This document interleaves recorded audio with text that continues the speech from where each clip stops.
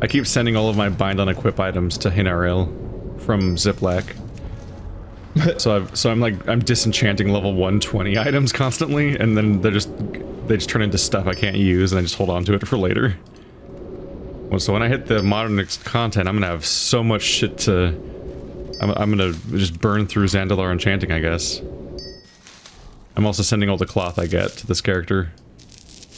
So this character constantly has cloth for the wrong expansion, basically. Well, but, you know, they can use it. Oh god, the entire bags are just full. Yeah, I'm going through and cleaning out my shit right now. I'm like, oh god, look at all this gear I've got. I'm like, what do? I've got Ember Silk, Shaldoril Silk, Frostweave, Netherweave, Spider Silk, Tide Spray Linen, Deep Sea Satin, Gilded Seaweed.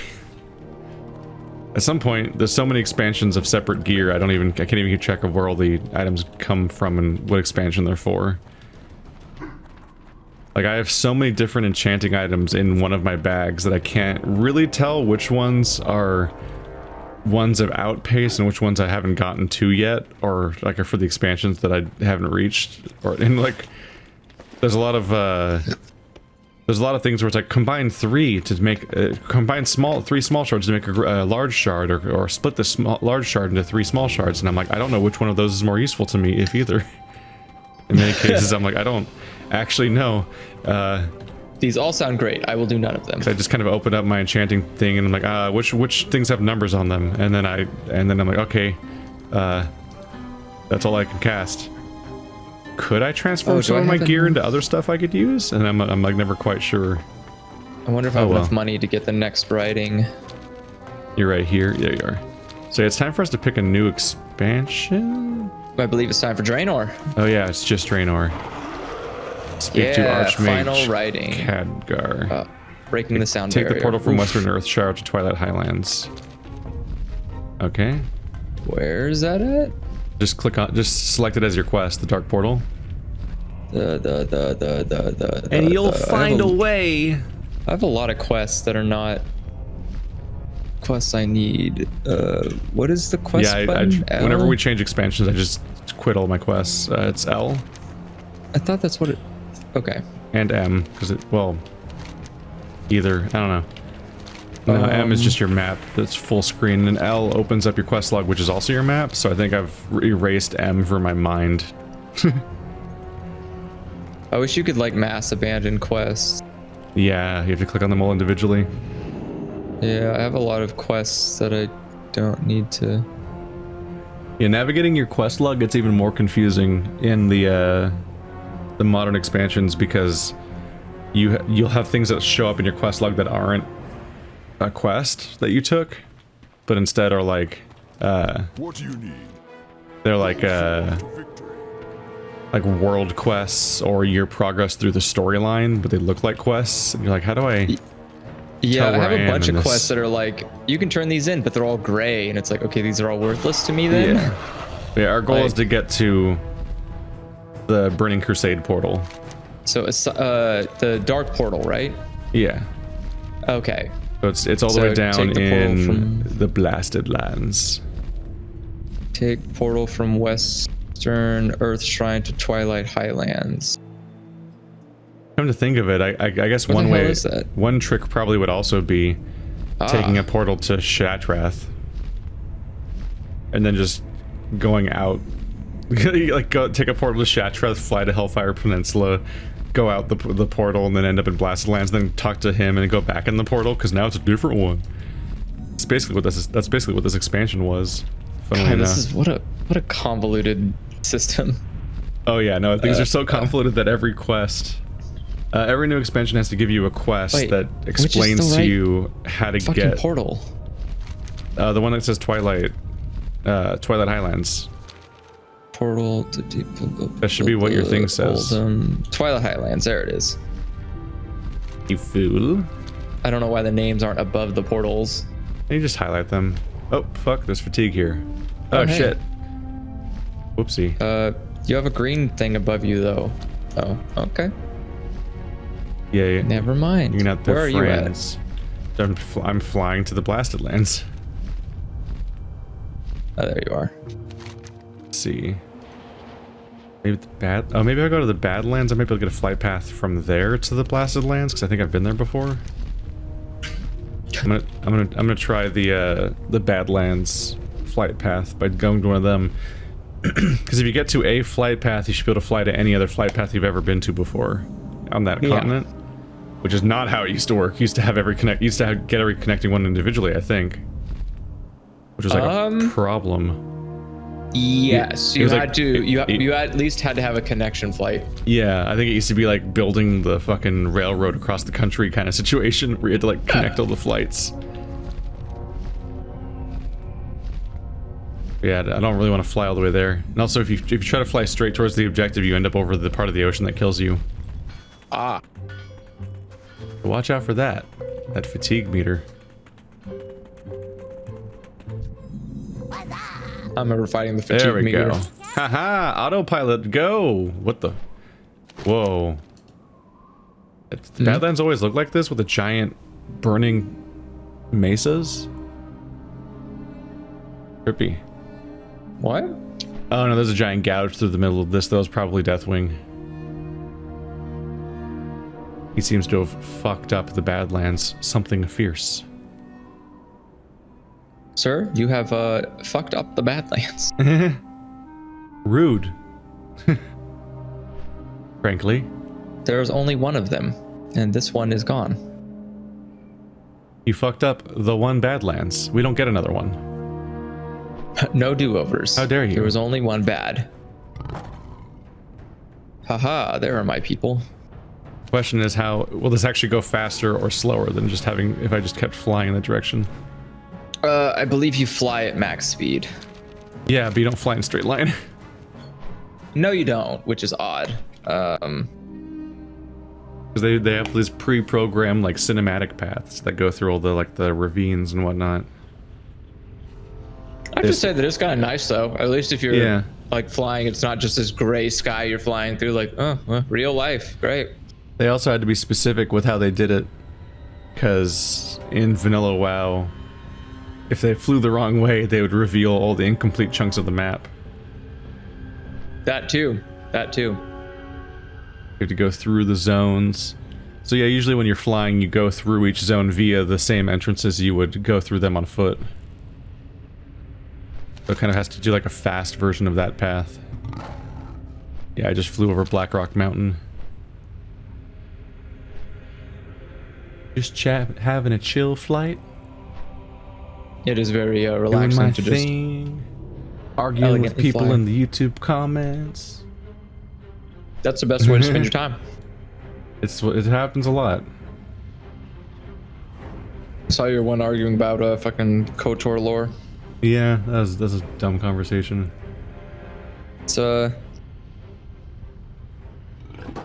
fun when those. Sometimes people are like, "Why do you sound irritated?" It's like, well, because I'm arguing with like 10 of you at once every time. There's no such thing as a one-on-one conversation with me. I'm always like, I'm Dr. Manhattan. Like I'm having conversations with my girlfriend in like this timeline, but I'm also destroying the Earth at this part of my life or whatever. And the clock, like the clock is falling on Mars or whatever the fuck that scene was. Like just it's all happening in parallel. That's how conversations with me go on YouTube comment sections, because everyone wants some. Everyone wants some. It's why I don't respond to anybody who ever contacts me in direct messages on Discord, because I'm like, I'm not opening this channel up as an option. I'm not going to also start talking to people in DMs, like, and just have another avenue of people talking to me at the same time. That is probably for the best. Funneling all of your interactions with people into, one, a communal space, and two, a very crowded space makes it a little more manageable, even though it sounds less manageable. It's like, well, at least I know one place to go. Like this is the place I go to interact with people. So you're not bouncing around like 4 different platforms. Like, am I forgetting somebody? Oh shit, I haven't talked to X people in a while. Mm-hmm.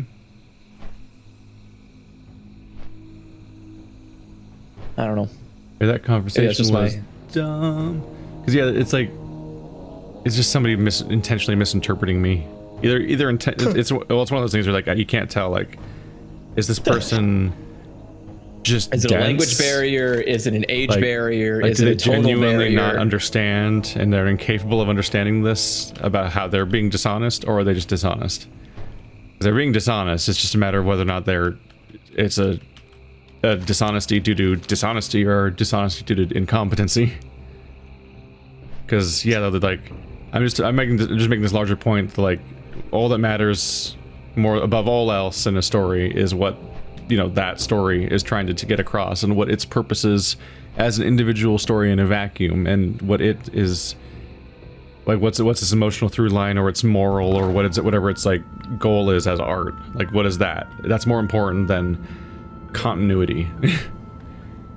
And like, this should be, I think for most people this is really basic shit, and they've already figured this out, in part because that's just how stories work, and also because, like, continuity is incredibly flexible to begin with, like about canon, because like Star Wars and Star Trek and Doctor Who and anything else that lasts a long time like this, and James Bond, like, they all contradict themselves. Yeah, like crazy. That's a big issue with like Lupin the Third, because Like, it's been going on yeah. for like, you know, 20 decades. You eventually like, okay guys, there's that one time that somebody shot a rocket launcher at a helicopter, but now they don't do that anymore. Which you're not completely to say they don't kill hamstrung people, creatively if you have to Yeah. respect everything that's ever been said in your franchise for the last 50 years, which is, yeah. in many cases, And you these get- franchises are older than that, actually. Well, that Man, too. that Doctor Who 50th anniversary special was a while ago. That was when the Doctor before this one was introduced. Yes, wasn't that like his reveal was in that thing? And it was just his eyes. Just his eyes. Yeah, we just saw his, because I was counting through all the previous Doctors, but obviously a lot of them are just footage because they're dead. But that was the David Tennant Matt Smith crossover episode that also had Billy Piper back. It was a very crowded episode of Doctors. Yeah, well, it was a movie. It played in theaters. Wait, like- it did play in theaters? Yeah, it was feature length and it played in theaters, if I remember correctly. Oh, I thought it was just like it one was of those TV movies. It's like limited release, like you had to track it down. But yeah, it had a theatrical premiere, which is neat. But like, remember that one time Matt Smith had an instant teleportation button? Oh yeah. Like he just he was teleporting back and forth in time while wearing a fez and holding a mop or something, and it was just like a fun, wacky thing for an episode, but then never comes up again. That's the kind of stuff that happens when your show's around for like 70 years. It's like you go fast and loose a little bit with the canon, because otherwise you can't do anything ever again. Yeah, if everything is sacred, then what ground are you allowed to walk on? And then the answer becomes nothing, and you go, okay, so then I won't make anything else. And it's like, well, why is there no new Star Wars? It's like, what the fuck can I touch in this goddamn holy grail that isn't gonna piss people off? But the reason why the conversation was frustrating, though, is because the person was like, oh, so it's just fine if in the next Black Panther movie, Spider-Man suddenly has 6 arms and for no reason, or if like what? Or if like in Phoenix Wright, like Mia and Maya suddenly change places. And like the other one is the ghost now or whatever, and it's like, that's not canon. That's basic moment-to-moment continuity in a story. That's a different conversation entirely, and I don't understand how you could misinterpret that. Yeah, I don't really. It's like, there's oh, a this difference time between. code to see how you were toxically slamming fans that care about canon, and it was the part where I talk about how like the Zelda timeline's dumb. It's like, wow, yeah, fucking apples to apples comparison, huh? All those self-contained Zelda games that are entirely a completely self-contained story taking place in a completely different location at a different time and are completely isolated from all the other stories, but maybe they're connected in the background a little bit. That's just the same thing as like suddenly Spider-Man has 6 arms for no reason. My favorite part. What a fucking good faith take on my stance on the issue. What a fucking delightfully honest representation of my point of view that totally communicates you're trying to have an honest discussion here and not fucking trolling or incompetent. It's like, yeah, how could I take issue with that? It is fun. Fly here faster. Especially. I'm trying, man. I'm taking the flight path. It's taking me through a scenic fucking tour. Yeah, there's a lot of hate about canon and stuff. I am a proponent of keeping to your canon. Like, if you write something, you like remember you wrote that. But it becomes less and less strict the further it gets away from ownership. And the original creators, or even the original decade it was made in. So like One Piece, I expect Oda to remember his characters because he's still the fucking guy writing it. But if someone comes along, like there's a side manga about one of the characters that's not written by him.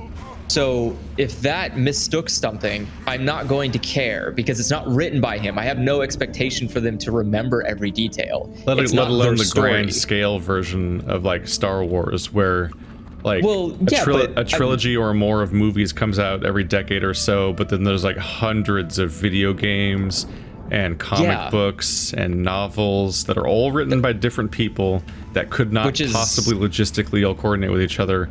And then even weird shit, like sometimes the source material for Star Wars lore comes from like the description on the back of a toy. Like that's often the source.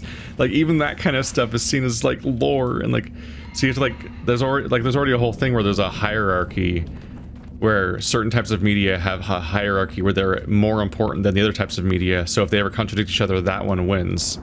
And with obviously with the movies on top and some sort of descending order of like, I think it's like novels followed by comics followed by games or something. And then there's the issue of like George didn't really like games, so like KOTOR I think was never canon, but I think Force Unleashed was canon because that was like its advertising thrust was like it's the one canon Star Wars video game, and that was maybe the first ever canon Star Wars game because all the other ones didn't count. They were all taken as like fan fiction. And it's like and my whole point in this on a lot of the stuff is like spoilers. All the EU was that. It was always fan fiction. They just give you they just imply that it's important and canonical because then you'll buy it because it sounds more important. I was gonna say George Lucas's only faith to his story was if it was profitable. Ready to click if he could sell Azeroth? Something. Yep. Boom. I don't know if it brings us in together. I don't know how this works. We'll find out. Are you watching the movie? This is our chance. Storm the portal! That part where suddenly Warcrafted animations. Man, if only they did this for their movie and not, you know, the weird live action CGI thing they did. Oh wait, are we gonna get in trouble? What? I'm like, are we gonna get in trouble? The one time we That's why I was asking, because I don't know if you're allowed to show this movie or not. Because I just remembered the one time I had a Patreon Q&A get taken down. I was in Warlords of Draenor. Well, we'll find out. Worst case, you might have to just edit the video. I didn't say anything during it, so it's not like yours. Just edit out all the cutscenes. Hey, you're here. Cool. Ba-da-ba-ba-da-ba. We're all counting on you. I need you to kill all the bad guys. Guess what? I'm gonna fly there. Oh, fuck! Never mind, I can't fly. Fuck. Yep. Welcome to No Fly Zone. Who made this? This is a terrible zone. Yeah, we're not going to be able to fly for a while, and then we're going to abruptly reach a spot where only I can fly and you can't, and then I laugh at you. I laugh at you. Because I can fly in the newest expansion, but I can't fly in this one or Legion. I'm not sure if Legion ever got flying. I don't think Legion ever got flying. Which is weird. It's just not very nice. I'm already getting quests. Was there a quest giver? Yeah. Well, the guy that we talked to in the very beginning. Oh, right. Nope, it's all these corpses here. One of them was supposed to drop an iron something missive. Yeah, one of them drops an iron missive, and then it progresses into the next area. I was in dumb autopilot mode because there's just a giant zone there's a giant zone on the map, so I was just like attacking the guys in it. No, they're all marked as objectives. I better hit them all. But it's only going to be like true for a moment. Oh, you already got it, so there's no reason to go that way anymore. Oh, it says you don't need to go there? Yeah, the south objective got taken out by you. Nice. Let's go. I'm coming. Oh god. I like the scripting here. You run down here and like the giant. The blast door's open. Yeah, well, because the guy uses the plunger and like all the gunpowder ignites and blows up the door and everything. Like, damn. They Angry. tried. They were like, it's gonna be a big expansion, guys. It's one of the more exciting intros, just because there's like spectacle to what's happening around you. Because they can't ever convince me that I'm helping in the fight, but they can make some cool stuff happen on the screen, kind of. That is true. What are we Enter doing? Gul'dan's prison. We go in the hole? Sure. I don't think I can. Nope. Oh, it's in here. Wait, no. Looking for it. Fuck is it? I think I got stuck on this before.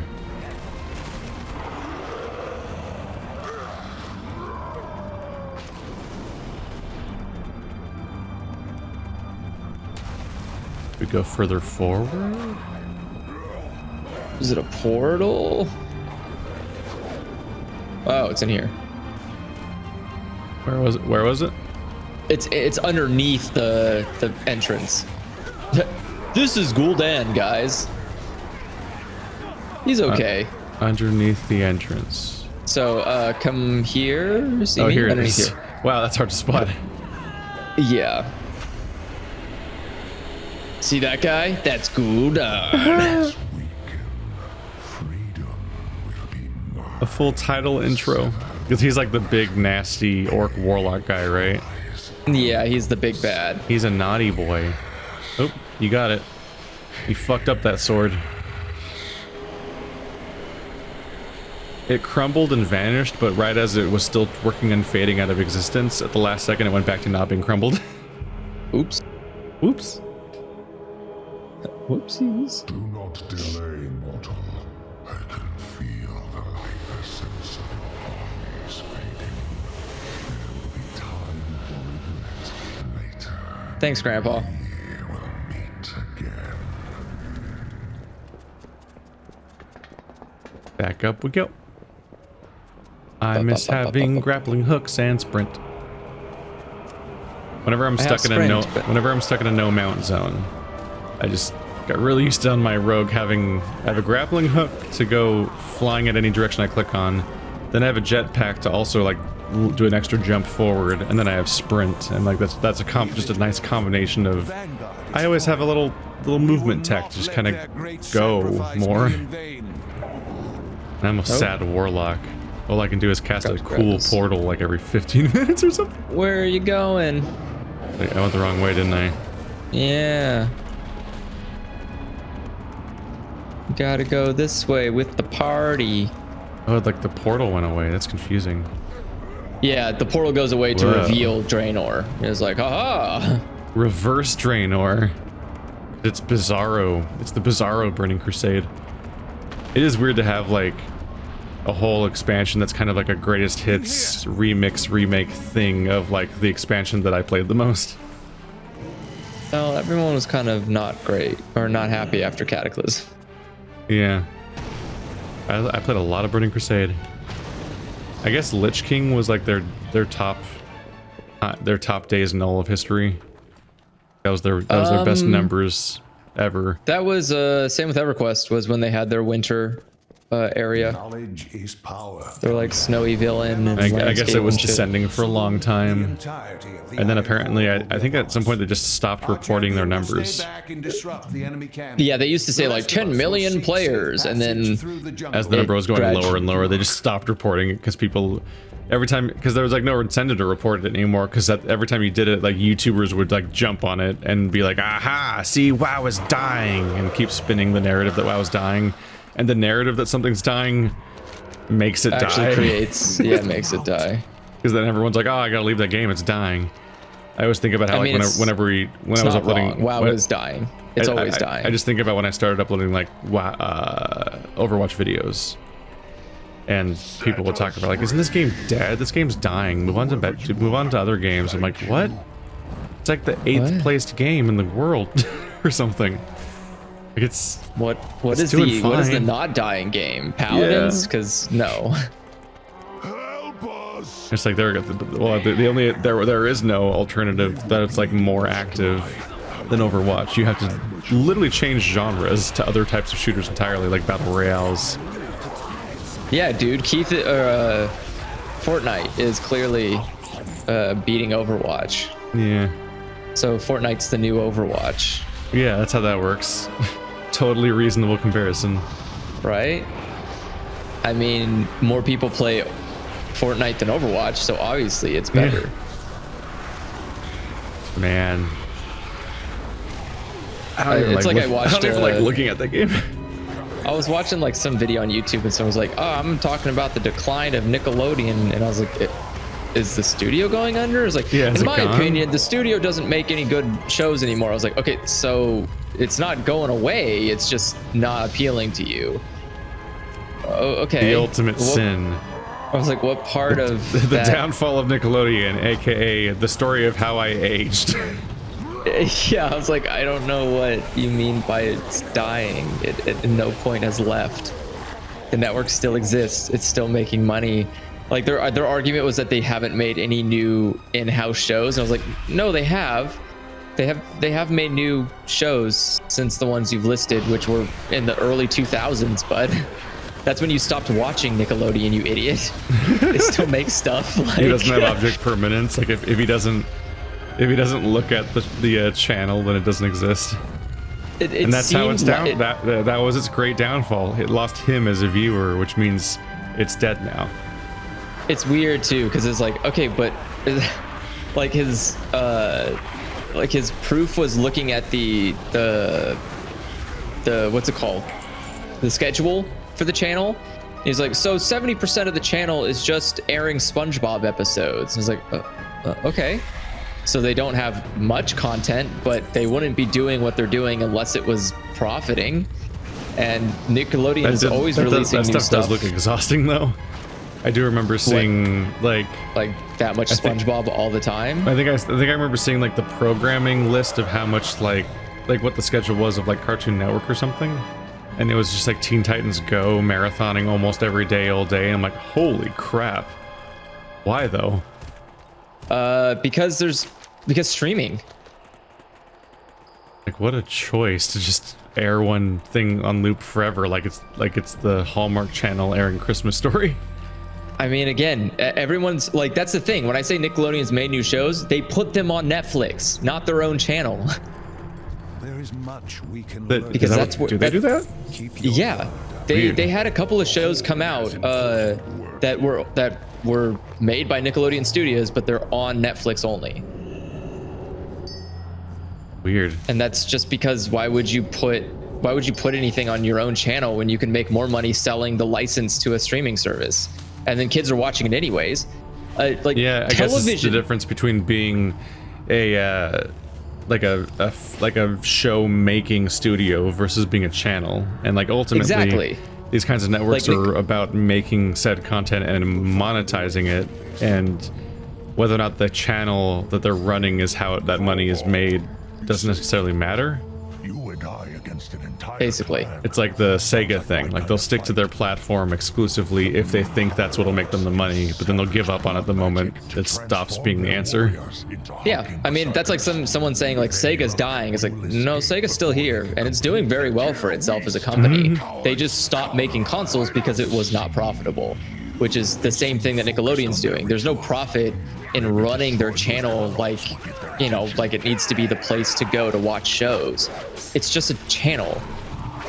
The money's in making the shows and selling it to distributors, because the money is in that, you know, that's where that's where people are watching now.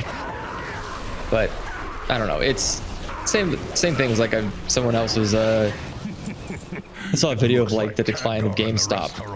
Oh, what the fuck? And it was just commenting like, well, because people game sales are way down, GameStop's gonna die unless it changes business models. Like, okay, I think they're aware of that. I think they see it. They're either lobbying. I mean, that does sound more like an actual downfall. Well, yeah, but again, it's not like it's surprising anybody. If a No, random YouTuber can see that. That's not necessarily the point of the video. No, but I mean like. I'm not sure. I'm not entirely sure what you're arguing against in that case. Sorry, the argument is like the video of that has numbers and there's value. You can see the decline. Whereas saying like a channel not producing things on their network, or a channel not having new stuff on their oh, so you're using GameStop as a counter example. Yeah, sorry, I worded that Jesus poorly. fucking Christ, that's a lot of bulge. Yeah.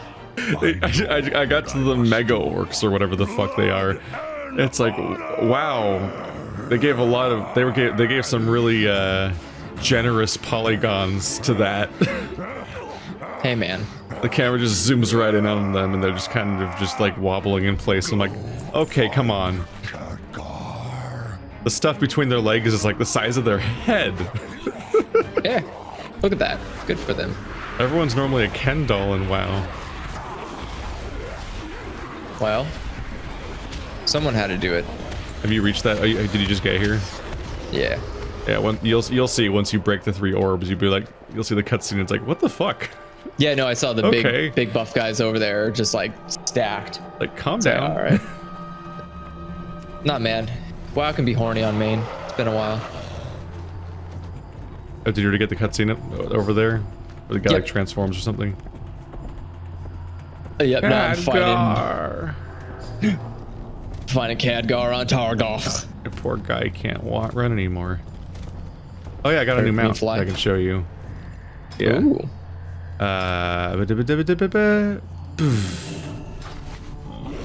Oh, Triceratops, nice. Yeah, that's what the Zandalar get when you unlock them.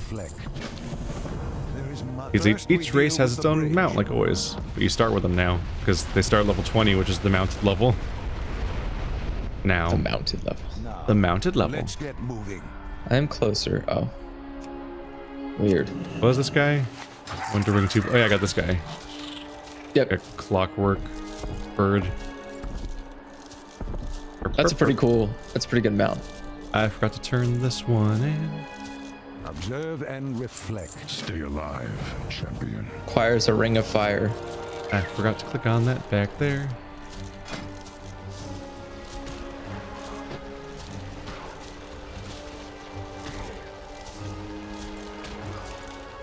I think I already showed you this one.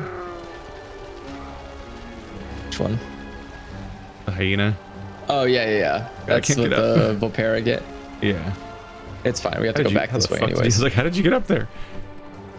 And then what else is new? They just keep coming in.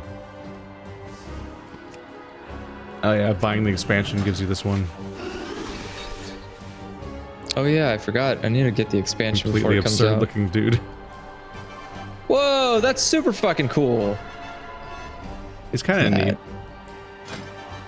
It's like an ethereal mount. Just like my Drake though. Your Drake has poopy polygons. No, it doesn't. He's just sleek. Leak. Ah. Are you not a part of this quest yet? Oh, I just got a What, pop are up you- saying that a thing was revoked from my account. What? I need to do the. I need to free this guy. I What is happening, Exar? We have a visitor. think I'm on the wrong stage. Yep, I'm waiting for you. I'm a-waiting. I thought I would have just gotten progress from you doing it. No, Draenor is... these kind of like beginning quest things are weird. You have to do it in this, like individually. They're like inconsistent though, because I've gotten progress from you blowing up stuff. And then you might have gotten progress from me doing those 3 orbs, I'm not sure. Nope. I did not get that progress for the 3 orbs. I had to do it myself. You always have to wait for the guy to run back before you can do the quest spot. So you always arrive there first and you're like, wait, where is it? I understand. Find a way through. We cannot Survive hide the here arena. forever. Follow me and stay Kill your close. 100. Now this dragon doesn't need any more polygons. Combat. It needs a way more polygons. He doesn't need more polygons. He's At least we'll fine. die with honor. This slaver and torture knows nothing. Those of are some honor. real purple nips. I like that it's not all over-designed like all the other dragons I see that have the exact same skeleton, because they just keep reusing the skeleton for everything. It's a good skeleton. You have entered my arena, strangers. That dude's got a sword hand. Leave it as victors. That dude's got sword hands. Yeah, he's got sword hands. Now, kill your hundred. Sword hands and perp nips. That's a good album cover. Sword hands and perp nips and these are a few of my favorite things. I don't know about it being a holiday song. That's a little. Is that a Christmas song? Can't remember. I thought that was a Sound of Music song. I think it's used in holiday music. When the sun turns, when I'm feeling bad. I don't remember that source of that anymore. I think it's from old movies I grew up watching, like Chitty Chitty Bang Bang and Doolittle. Damn. Wait, when did Doolittle come out? 50s? Holy shit. Yeah. That is a pretty old one. I think it's pretty old. Is that obviously because yeah, Eddie Murphy was a remake. Yeah, that's what I was wondering. I was like, Much when did later. the Eddie Murphy one come out? 90s? Yeah. Like, oh, it's that thing I grew up with. I just had VHS copies of some old movies. So I had Chitty Chitty Bang Bang, Mary Poppins, Dr. Dolittle, Abbott and Costello versus like the Wolfman or whatever. I am pleased. I could watch you rats. Wow, why wouldn't we just... Sorry, but we don't have that kind of time. Oh, damn. Snap, snap. Everyone, with me. I mean, We're only gonna see this trick like 100 more times. Kills, wizard. Then I guess we owe you one. gotta save the brown orcs from the purple orcs. Get ready for the next expansions where we see Jaina do the same shit. Into the cave before they I mean, he only has one spell. Like, check out my cool frost spell. Floom. You're dang, dude. You are walking.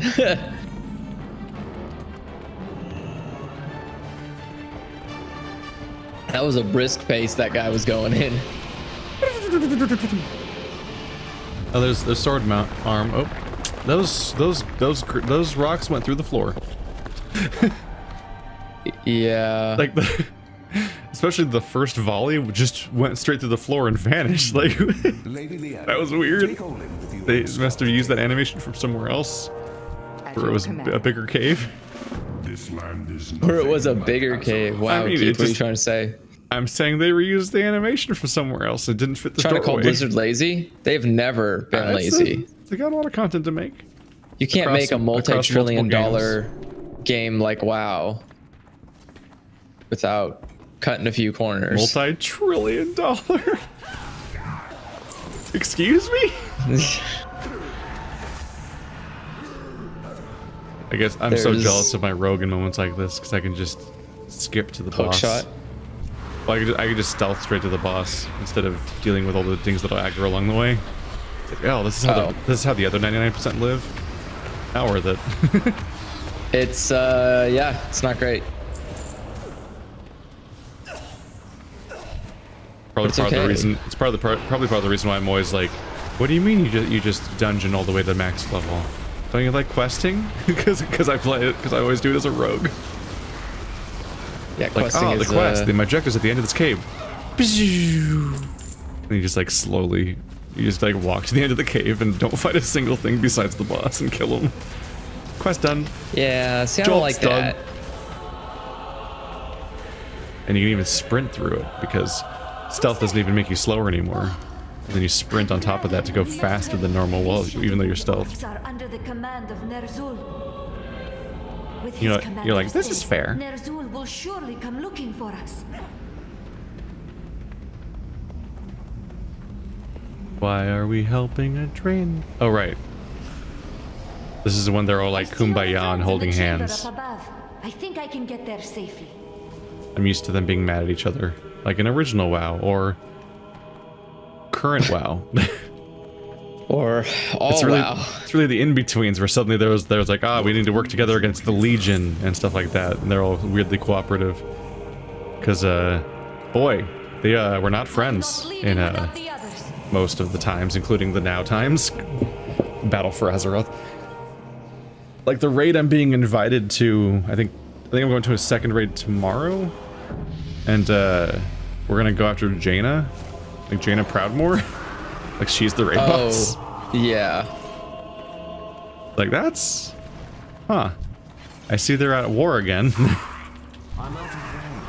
fact, like the Battle for Azeroth just opens and all like the war crimes that we're doing to each other, and how mad we are at each other. Like it's fucking personal. World of Warcraft is a lot about fighting and almost zero about ending the fighting.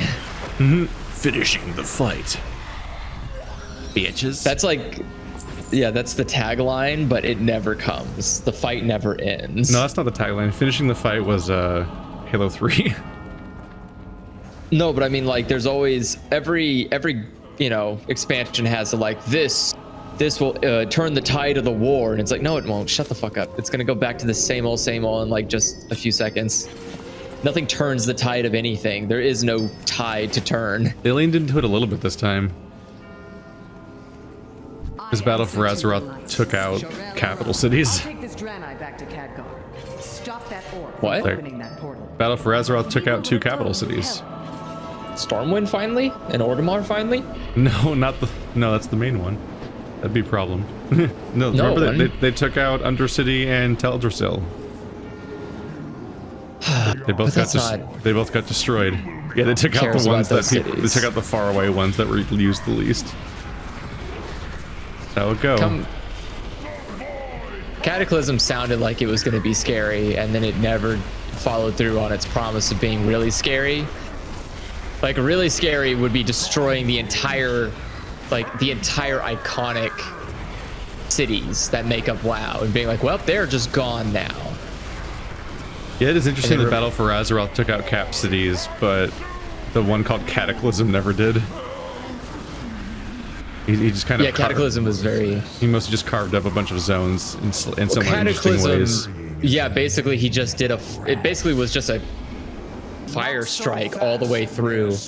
Because like he took out a section of Stormwind, like you can see a section of Stormwind burnt to the ground. But that was like it. There's nothing, it wasn't like, oh no, Stormwind's just completely gone. No, it's fine. Dragon just flew over. Oh my god, there's so many peeps. There is no turning back. We just keep finding more. We press on. When did Thrall get his like makeover? What do you mean? When he became Orc Jesus. This expansion, I think. Is it this one?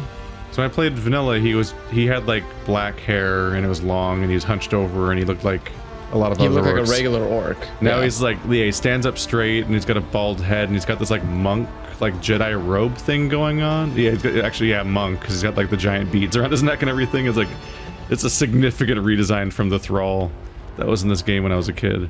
And he's got like Thor's hammer, so he's like a superhero, I guess. Like he's chosen. He's also not the war chief, because other people are the war chief. And all those war chiefs keep dying and getting another war chief. Like, I think they might have killed the war chief every expansion lately. But Thrall was not any of those war chiefs. Well, I think wasn't it, I thought Gul'dan was, I thought he was the one that was killing off he was just like using war chiefs as covers. So he would just kill them as they stopped being useful to him, more or less. I think we got a troll, a Forsaken, and a Tauren all back to back. I think. Who's the war chief right now? I lost track. I don't know who war chief is anymore. No, it's got to be the Sylvanas, because she's the one that burns down Teldrassil. So I think she's still currently the war chief. I got confused because every time I deal with Orgrimmar, when I'm recruiting like new factions and races and stuff like that, I'm always dealing with Bane Bloodhoof or Cairn Bloodhoof, or whichever one's alive. Because they're like father son, I think. One of the hooves covered in So blood. you see like this, you see this really cool design of like the Tauren with like all the feather headdress and everything. It's the same guy that's blowing the horn in the loading screen. And it's like you interact with him so much, I keep forgetting that he's not war chief, because I think Sylvanas is, because this is the one where she takes charge and does some war crimes. World of War I don't think crimes, she's am I a right, war chief, everybody? though. I think she's just like. I think Zul'jin made Helping. her war chief when he died. I guess I'm we'll surprised see. they would let that I happen. guess we'll see it when we finish Legion and make the That's conversion, and then we go kill Teldrassil. We're gonna do it ourselves, yay! We did it all by ourselves. Stop. Don't touch me. Merry Christmas, everyone. Except for you, Jesus. What's going on down there? The thing is, Zul'jin gets like sad boy poisoned. Rise up, bro. Sad boy It's poison. like, ah, you must declare an heir. It's like, oh, that was a weird choice. Why'd you do that? The poison alter your mind? Sylvanas is a terrible idea. What good are a handful of slaves? How do you against work? the Black Rock War machine? How does What? Black Hand work? Are you seeing him? Where? How does that lava work? What is he organically? Like, what is his body? You three, Is he a superhero? follow our champion onto the battlefield and No, listen I'm not for my here. call. Are you still Sorry, doing I was- weapon parts? I was. Well, You'll- it's actually you'll just in the middle of see. a fight. You'll see. You'll all see. We are yours to command. I like all these birds. Taunting you that you can't fly. You can't reach us. Oh yeah, this guy. Yeah, what's his, how? How does he what? How is he a He's a- thing? He's a fucking demon. Well, he's probably a shaman, really, but Yeah, it's just like he just has a flame collar, and I'm like, excuse me? Aren't you still an orc? I don't know the rules. define orc, because that word has changed over the years. See, you lost me already with that question. Like, excuse me? Like, what do you mean to define orc? Well, have you noticed there's different orcs from different worlds? Not entirely. Mostly entirely. No, I mean, I haven't. No, when you ask if I've noticed, Oh. I'm not entirely well, sure there how are. orcs work, honestly. So are World of Warcraft orcs like Warhammer, like tribes or whatever they're called? I don't know what Like Warhammer tribes are. Warhammer 40K's Space Marine like factions. There's like 20 of them. They all believe different things and have different rules or whatever. Kind Is that of, just yeah. what orcs are? They get different flavors constantly.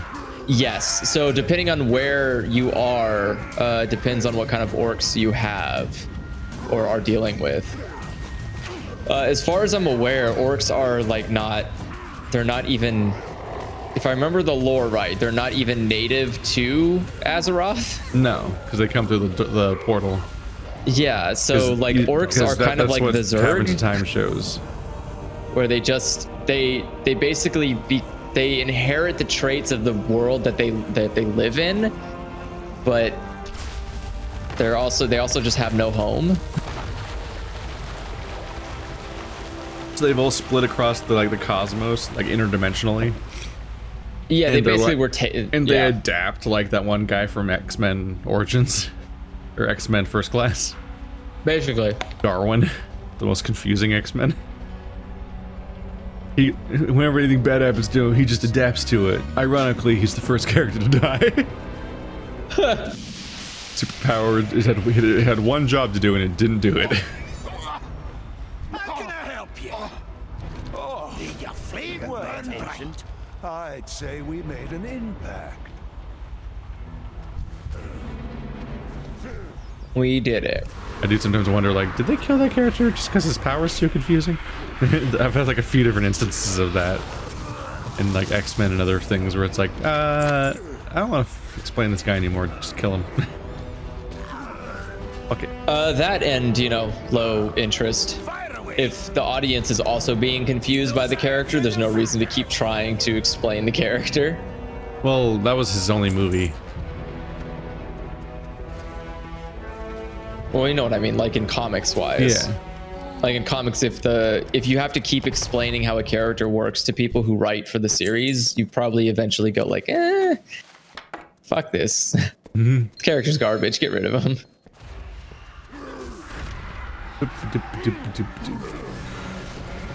This is kind of fun. We're like tracing Draw out this poop in the sand. There she goes. Oh, whee. Do you make designs when you do it? I just go complete it.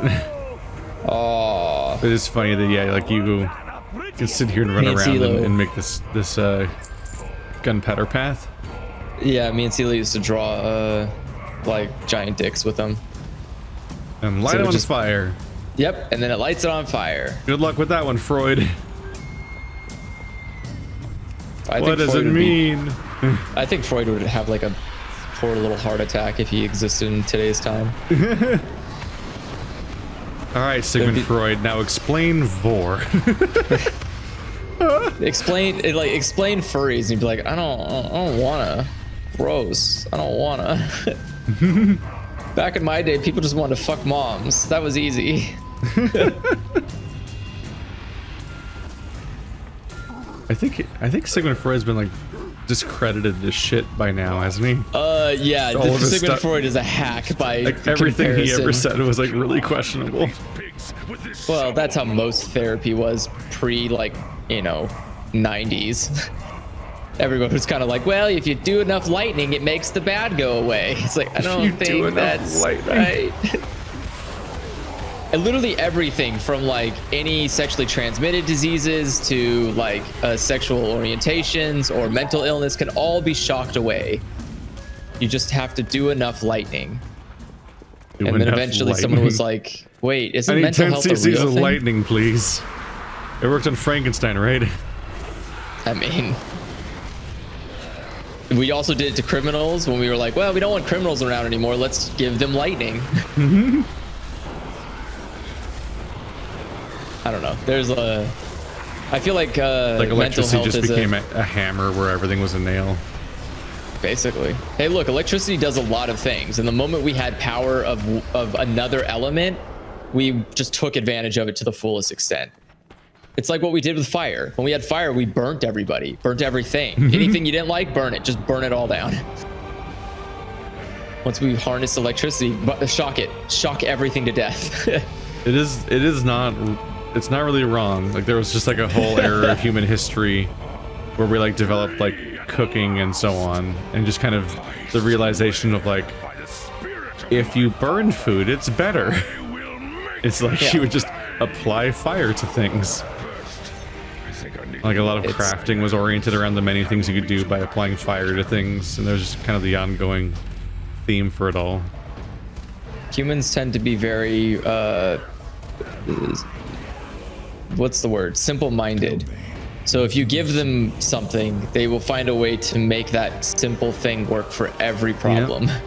Until you give them something else, and then they will use that to solve every problem. It keeps becoming a solution for everything until it becomes actively a problem, because it becomes the basically ruling power's solution for people.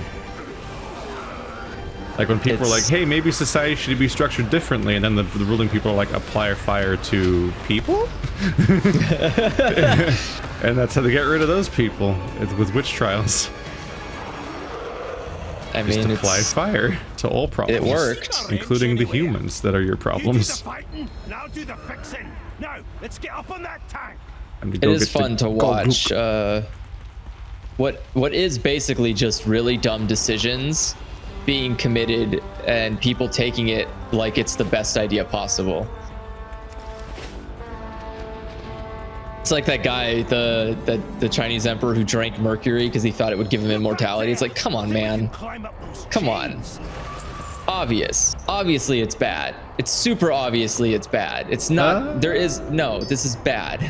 But it's called It's like- Quicksilver. How bad could it be? Sounds pretty rad. Have you ever tried drinking real silver and how quickly it kills you?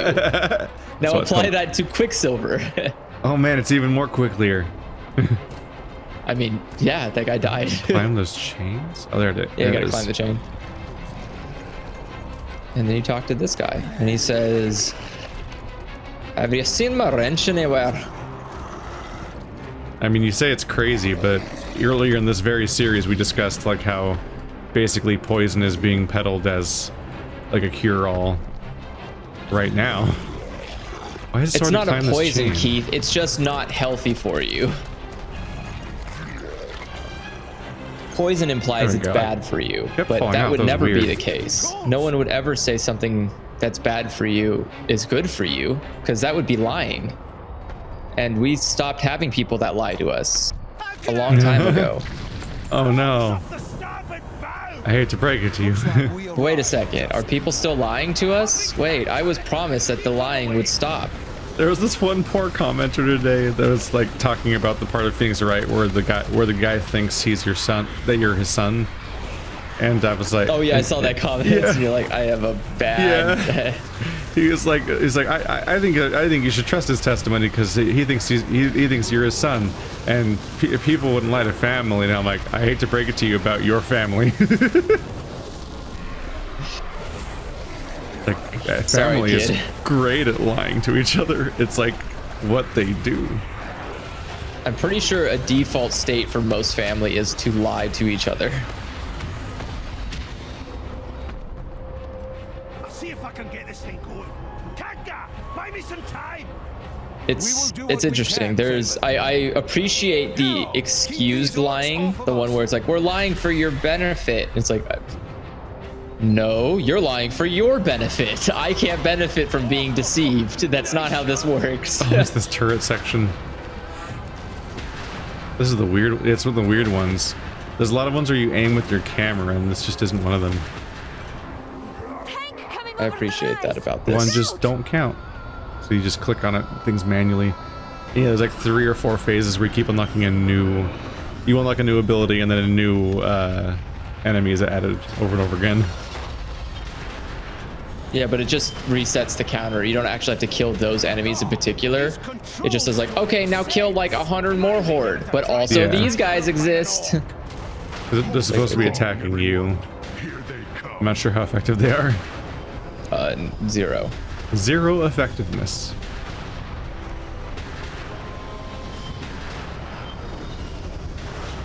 They're trying to mix things up. They're sure better than the stupid turtle games during the current expansion. Those are infuriating. The turtle crab games. I don't know. I haven't played them.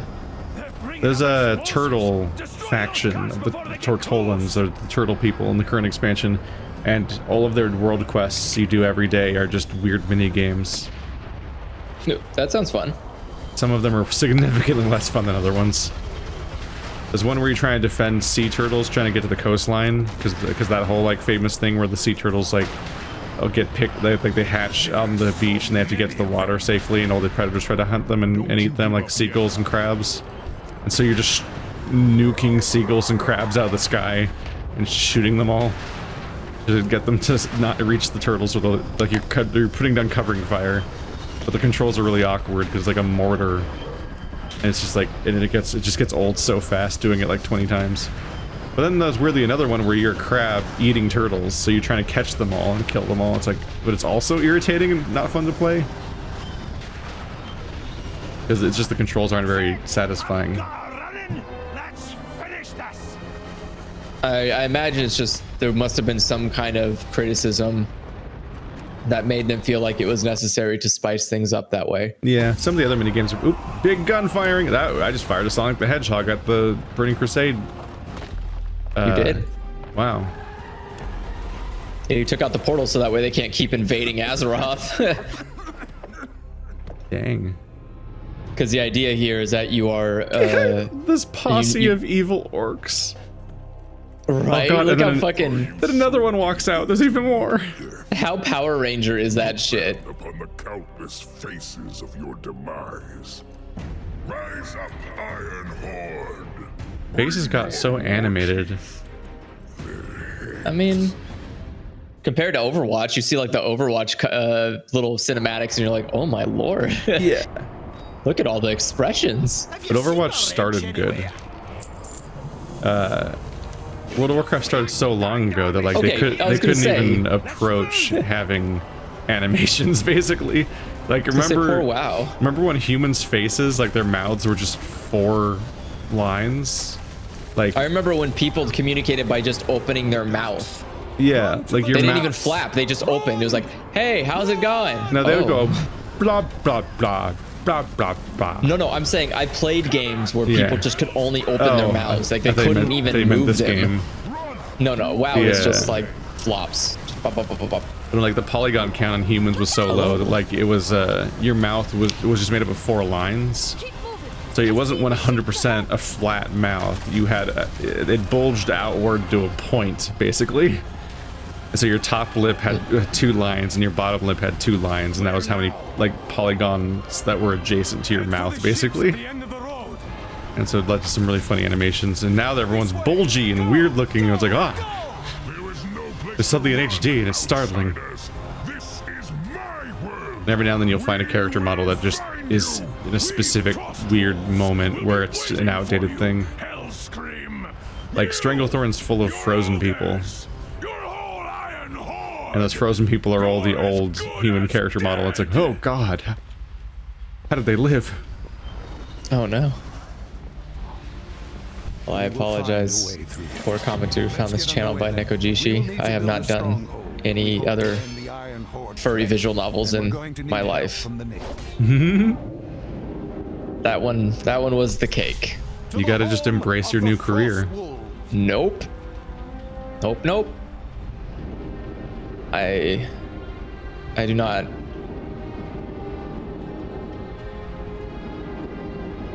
I saw like the article about the 84-year-old woman who plays Skyrim, and she was talking about how streaming the experience was not fun because people just kept like her basically saying, you know, people kept being bossy in the comments.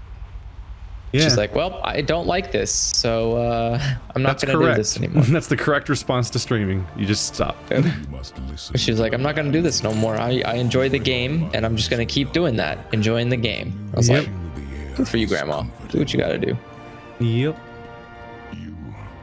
But also, come on, guys. It's a fucking 84-year-old woman playing video games. Leave her the fuck alone. How could you... Like, what is even you know, at that point, like, what are you even gaining by telling someone that old how to play a video game? Do you feel that smug that you're teaching some old person like, hey, Grandma, if you just did this, it would be better? Fuck off, kid.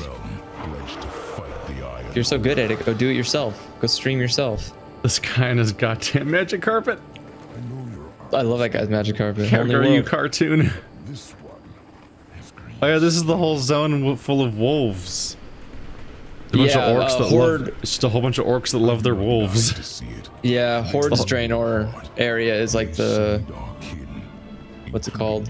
The snowy area. Yeah. Humans one's a lot better. Alliance has a way better Horde base. It is just an entire zone about orcs that just grow up with wolves, and they just love their wolves, and there's just like every other quest line is just this tragic death of the orc or the wolf or both, or just other horrible variations of that idea. I'm like, oh, I don't like this one. And here's the camp where all of the ogres enslaved all of the wolves and torture them every day. I'm like, why are you doing this to me? I can open Stop up it. the portal to Orgrimmar only briefly. Reinforcements are standing by, I hope. The very best. Hey, somebody call for a fixer? I mean, the guy's not wrong. They brought a sleeping orc. Your item level is too low for dungeons. Who, me? Yeah. What the fuck? Oh, that's because I haven't put on any of this stuff they gave me. Is it because your heirloom gear is outdated? No, my item level's 123. Yeah, okay. One little sack. It says 125. Necklina needs a higher average item level. It's required 117. It's currently 115. What? How is it 150? How? I don't know. Item level 115? Okay, so... Is that what it says on your when you press C? Yeah. So helmet 125, pendant 117. I mean, that's what your average number is. 121, 123, 125, 121, Something 119. on your bod 121. is Garbo. Yeah, there's like, I have 2 or 3 things that are Garbo, but like, sorry. Let me check what things I can replace that isn't going to remove my experience boost. Is it because your heirloom gear is getting outdated? No, my heirloom gear is fine. It's the stuff that I don't have for heirloom gear. That's all outdated? Yeah, but I don't have anything to replace it because you only gave me fucking gear that I have heirloom gear for. Wow, why didn't you give me things I don't? All right, so I need to do... I've had some bad luck where last night I did like a world quest that gave me upgraded pants. Then I ran a dungeon with Nick, which upgraded my pants again. And then it was my first time ever doing a mythic dungeon, and I guess when you do a mythic dungeon every Tuesday, it takes the highest level mythic dungeon you did and gives you a reward based on that. And what it gave me was upgraded pants. So I upgraded 1 slot 3 times in 24 hours and nothing else. I'm like, okay, come on game. There's so many equipment slots on this character. Please upgrade any of the other ones. So there's go buy them. Counting your weapon, there's like 17 equipment slots, I think, and it just upgrade the same one over and over again. I'm like, stop it, please! I don't need more pants. Meanwhile, my weapons are like 40 levels lower than everything else on my character because I just can't get weapons. I don't know why. I just can't get upgraded weapons, and those are kind of important because I'm a melee character. Yeah, the game's weirdly stingy about weapons specifically.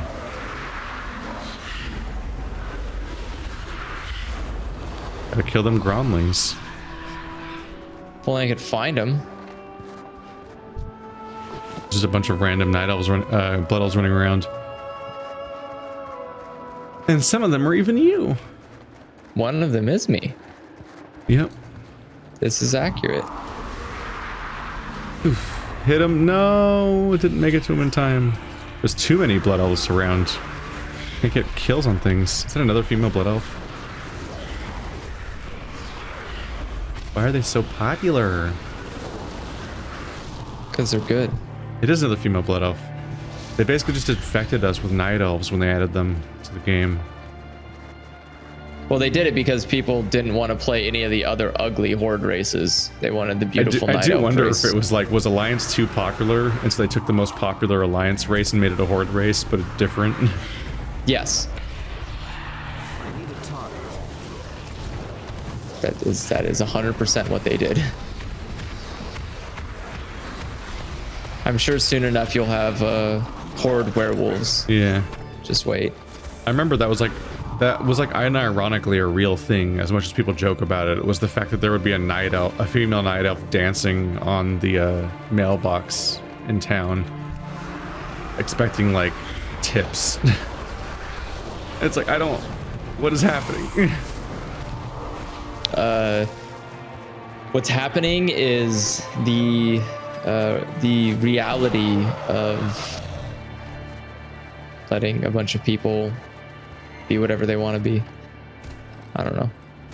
I've actually never seen a night elf dancing asking for tips. That sounds hilarious.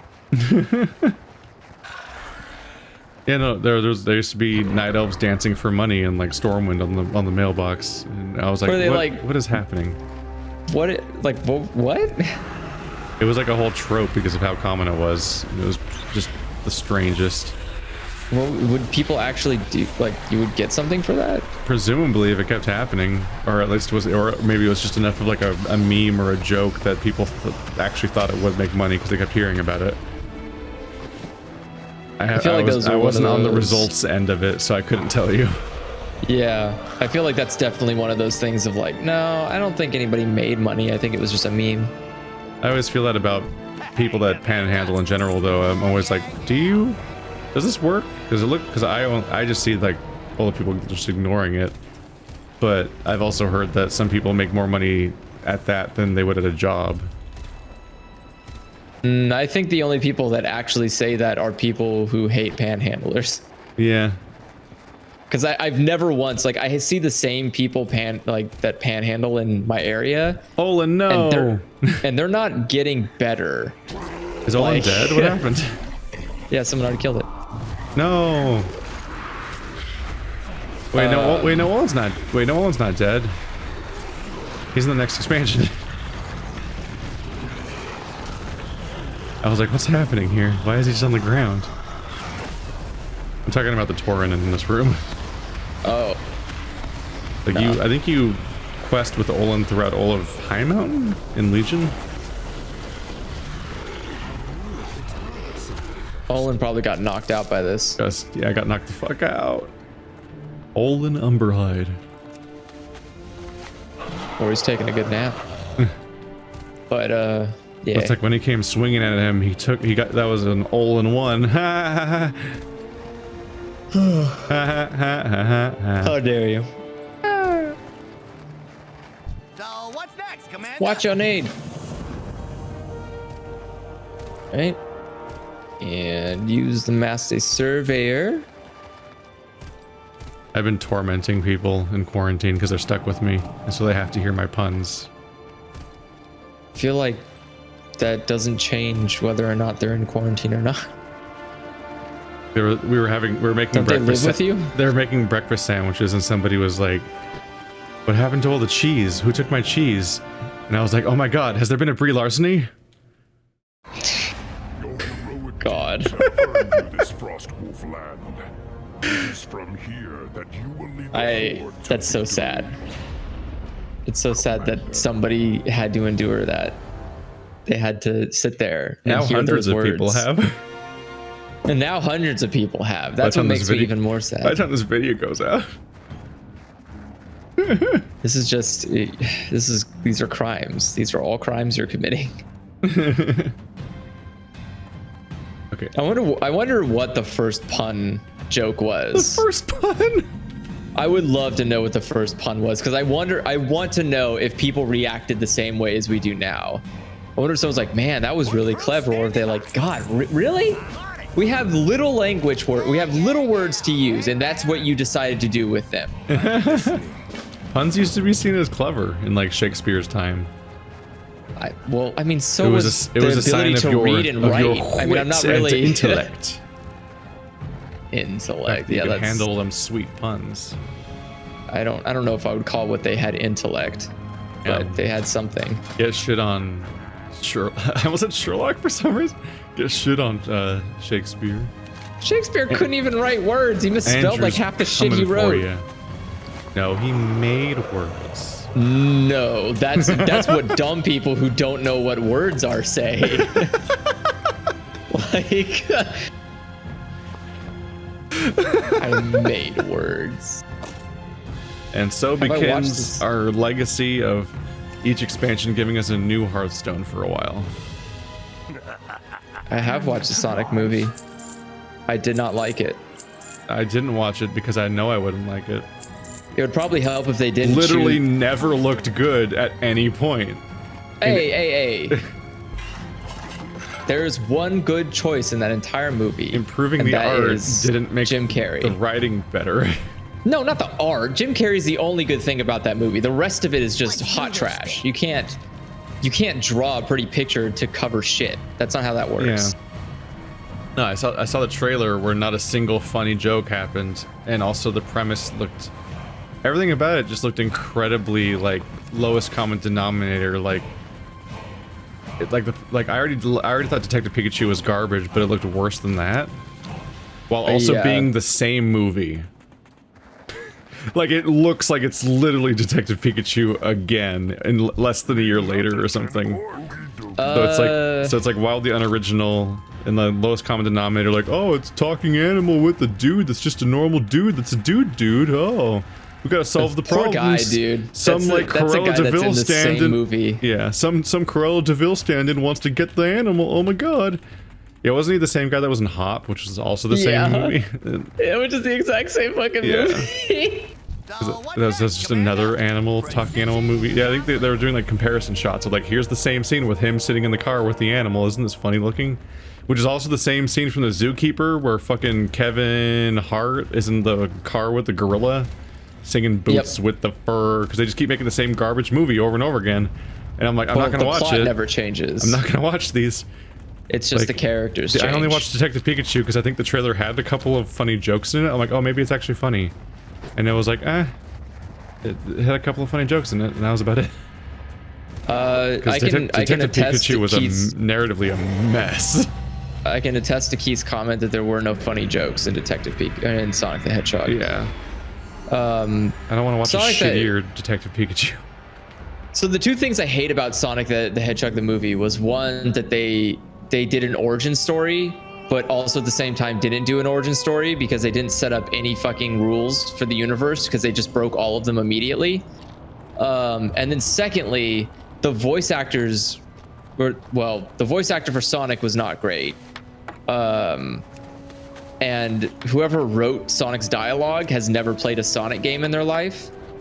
No. And that's unfortunate, because if you're gonna write a Sonic movie, you should at least be suffering like we had to. For me, the only good news that came out of that whole movie was the fact that I heard Tyson Hesse got to oversee the redesign. Yeah, that's cool. I'm glad that neat. That guy just has just an ongoing fucking success story of being a Sonic fan. Somehow. Like, once upon a time, he made Boxer Hockey and some other things, and he had some some Sonic fan stuff going on, and then he went on to like make the animation that opens Sonic Mania, and then he redesigned Sonic for the movie when that shit show came out, and everyone was like, why did you make this? Make it good. And they're like, who's the one guy that loves the series too much? Hire him, he's an artist. And then he fixed that up.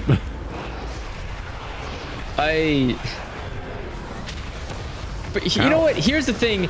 Here's the thing that upsets me the most is that it should have never even gotten to that stage to begin with, because fucking Sonic Team, Sega's company, the one who you bought the damn license from, has their own artists. You could just ask for one of them to draw you up a Sonic. Like, why is this so hard? You would think it would be incredibly easy to email Sega and go, hey, could you send us a picture of Sonic? We want to make a movie about him. I don't think the problem was that they didn't know what Sonic looked like. Based on the trailer, it looked like they had never seen Sonic in their life. They just made the strange mistake of being like, we're gonna grittily and reimagine him as a creepy humanoid baby man. And then you have to ask yourself, who is the target demographic? Because if it's not Sonic fans, who is it? So professionals have weighed in on this, and supposedly it's always like this corporate choice by people that are completely detached from the art department that they can't overrule, and they just get stuck with that asshole.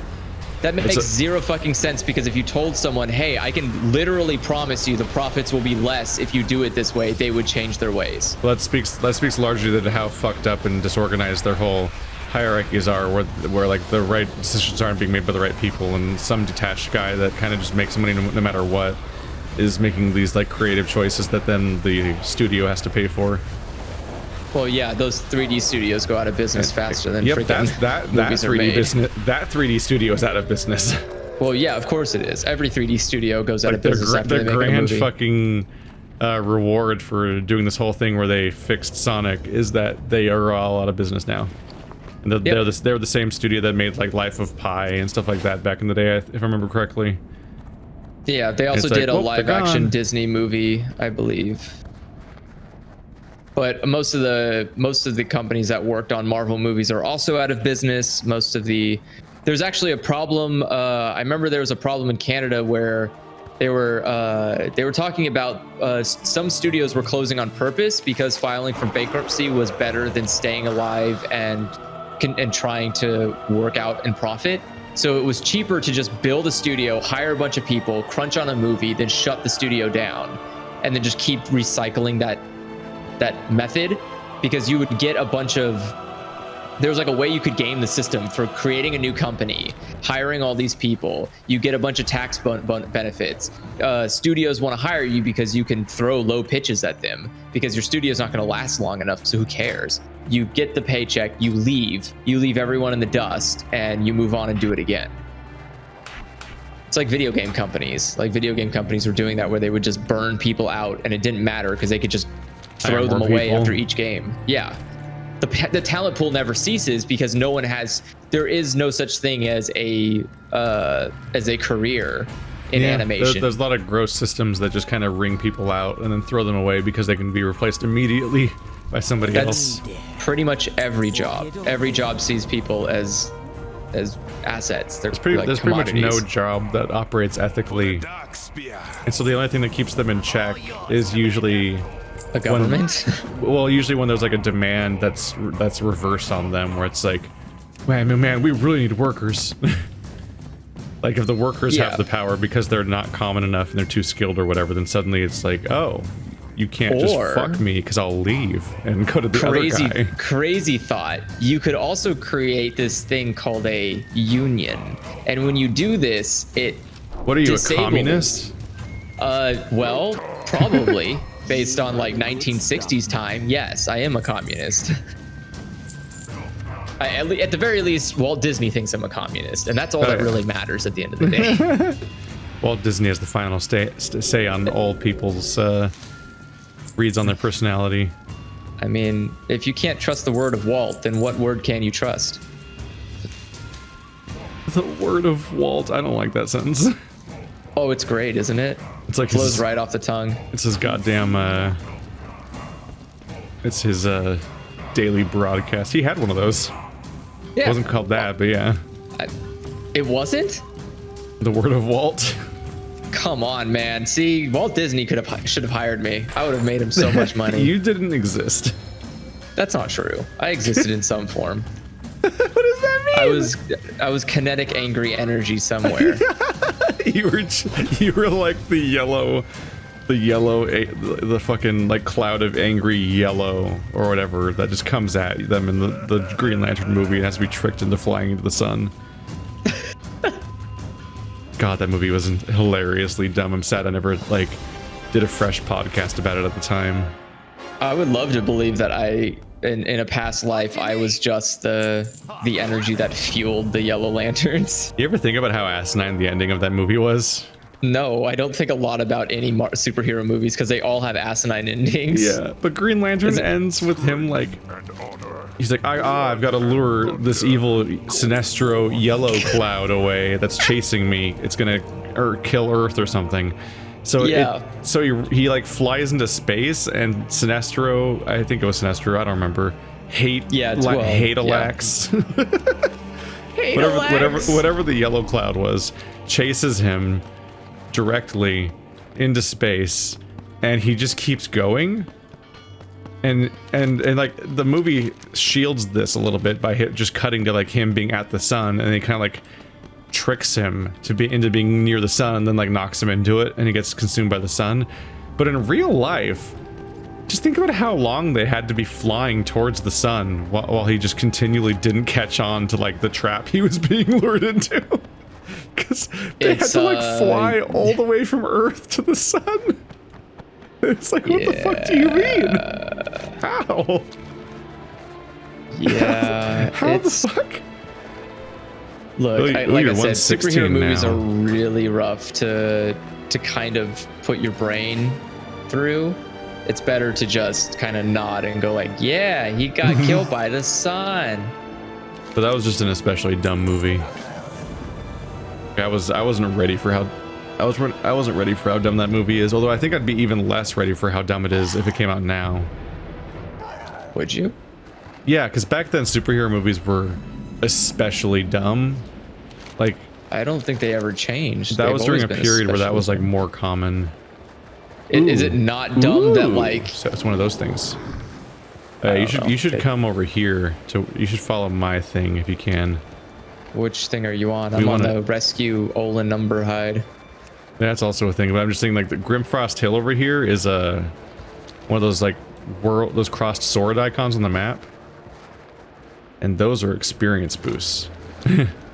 What is going on in here? 'Cause each of these gives you like 70,000 experience, which then doubles because of the event. So you get like half a level instantly. Oh, you got fucked.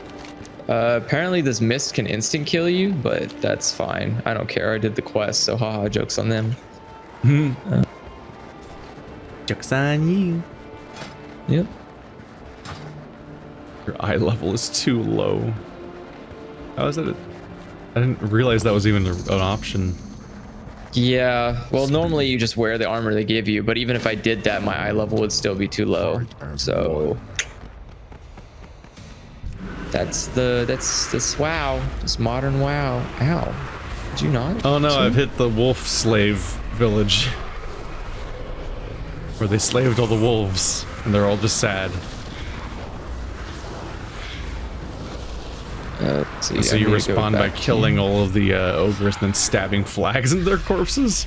Like, yeah, that's right, it was me who did it. Get over it. Got him. Wait, so you're doing the meet Cordona fell song outside of Tumblr? No. What quest are you doing then? Where I am is an environmental quest. It's just a crossed sword on the map, and when you get into the zone, it just becomes a bonus objective on your quest log. And those give you like 70,000 experience each, which doubles, I believe, to like 140k. So it's like half a level per. So like if you ever see a crossed sword show up on your map, just go straight for that. Just ignore whatever the fuck other quests you have. I'm pretty sure they give you massively more than any real quests do. When I was in this expansion and this event was happening, because I think this event started when I was in this expansion on my rogue, I started just only doing those. I would just cruise across the map and take out all the crossed sword options, and then only do quests if I ran out. Because the rewards were just so much bigger. I'm heading over to you then. It's big shit. And hey, if you level up a little bit, your heirlooms will level up, and that'll make your eye level will go up. That is true. Yep. If you get like one level, we'll probably be able to do instances.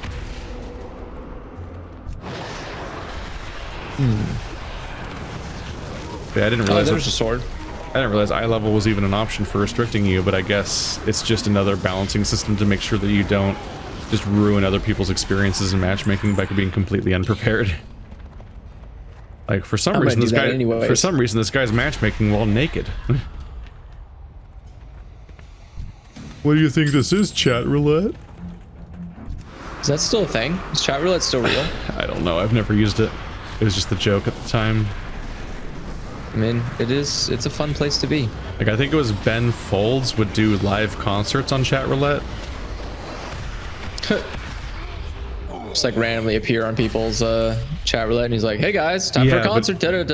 Well, he'd be performing on stage at a concert and streaming it on chat roulette, and so he'd just be like randomly cycling through different people and startling them with what they're like is on the other side of the thing, because you're expecting some dude just on a laptop or whatever with their webcam, and so when it turns out to be like this crazy shit, it's like, what the fuck's happening? I should do that for streaming on Twitch. Streaming on Twitch? Well, I'm saying, like, instead of streaming on Twitch, I should stream on chat roulette. I was gonna say, you're just gonna run a concert. No, I can't. Can't run a concert. Welcome to my gaming Twitch channel. It's very popular, but it only has an audience of 1 at all times. God, me and Yep, I just got 174,000 experience for completing this local thing. God. Yeah. So you better catch up or I'm gonna leave you. I mean, you've already left me. Yeah. You're like 4 levels higher than me. No, I'm only 1 level ahead of you. Oh. And that's because you... I finished the zone we were in last session, but then I just turned in the quest, because I had a bunch of incomplete quests. Or I had a bunch of finished quests I hadn't turned in yet, so then I was level 91.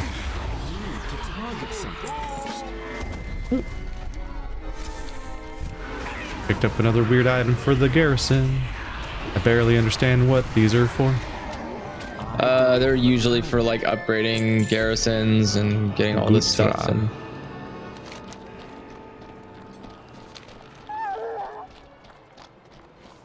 kill. Kill. Wolf. They're all defined entirely by their wolf abuse. Oh no, there's a wolf in here. Quick, save him. This guy's name. This guy's last name is Wolf Chew. I don't trust him. Wolf Chew? Yes. There we go. Gotta Wolf Chew. Be free, poor creature. Be free. The joy of Draenor cooking. All right, you have to pick up like scrolls that teach you basic things around here. Do you use crossbows? I'm using a bow and arrow right now. Oh wait, your weapon.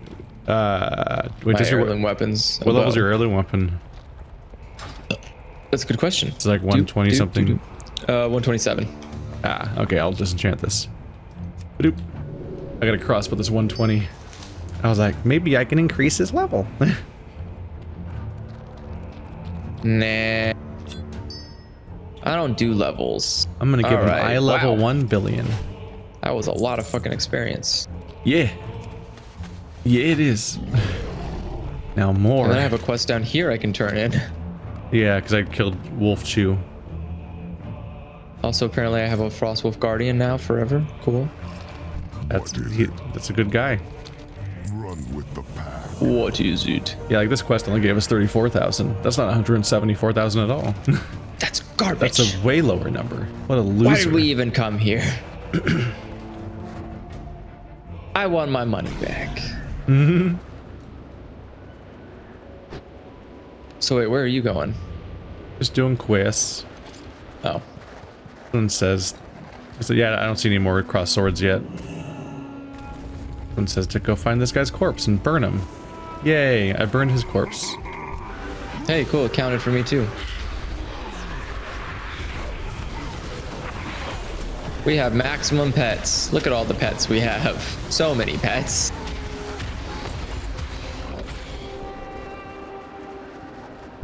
And then you get to burn. And then you get to burn. This is ethical. It's probably better than the alternative. Oh no, the requirement went further. Oh wait, no, I'm looking at the wrong thing. So the first instance we can do requires an eye level of 117, but then it goes 120 and 126. Okay. The next one, so it keeps going up. Well, we should hopefully go with your level, but yeah, like we're gonna be like halfway done with this expansion before we even play its instances. That was probably how it was set up anyways. Yeah. Back when you'd actually stop at an expansion and not just blow past it in a few seconds. Okay, bye. Oh my god. The poor man was just sitting in a chair made of his pet wolf. He burned him away. What did he ever do to you? He didn't need it anymore. Oh. They really lean heavy into like the bonds between the wolves and the orcs here. Well, almost all of them are set that you do quests around are suffering tragic fates. Not much well goes for the Horde. Yeah. It's kind of the MO. Part where you're like banishing the spirit of a dead mother so all of her pups can move on or something. I'm just like, I don't like this one. I don't want to be here. This makes me sad, and I didn't play WoW for feels. That isn't. It's called an orphaned frost wolf. Yeah. This is unnecessarily grim. I mean, that's what makes it fun, right? Oh, is that the word? Yeah. Ooh, Torak, adolescent snow lurker.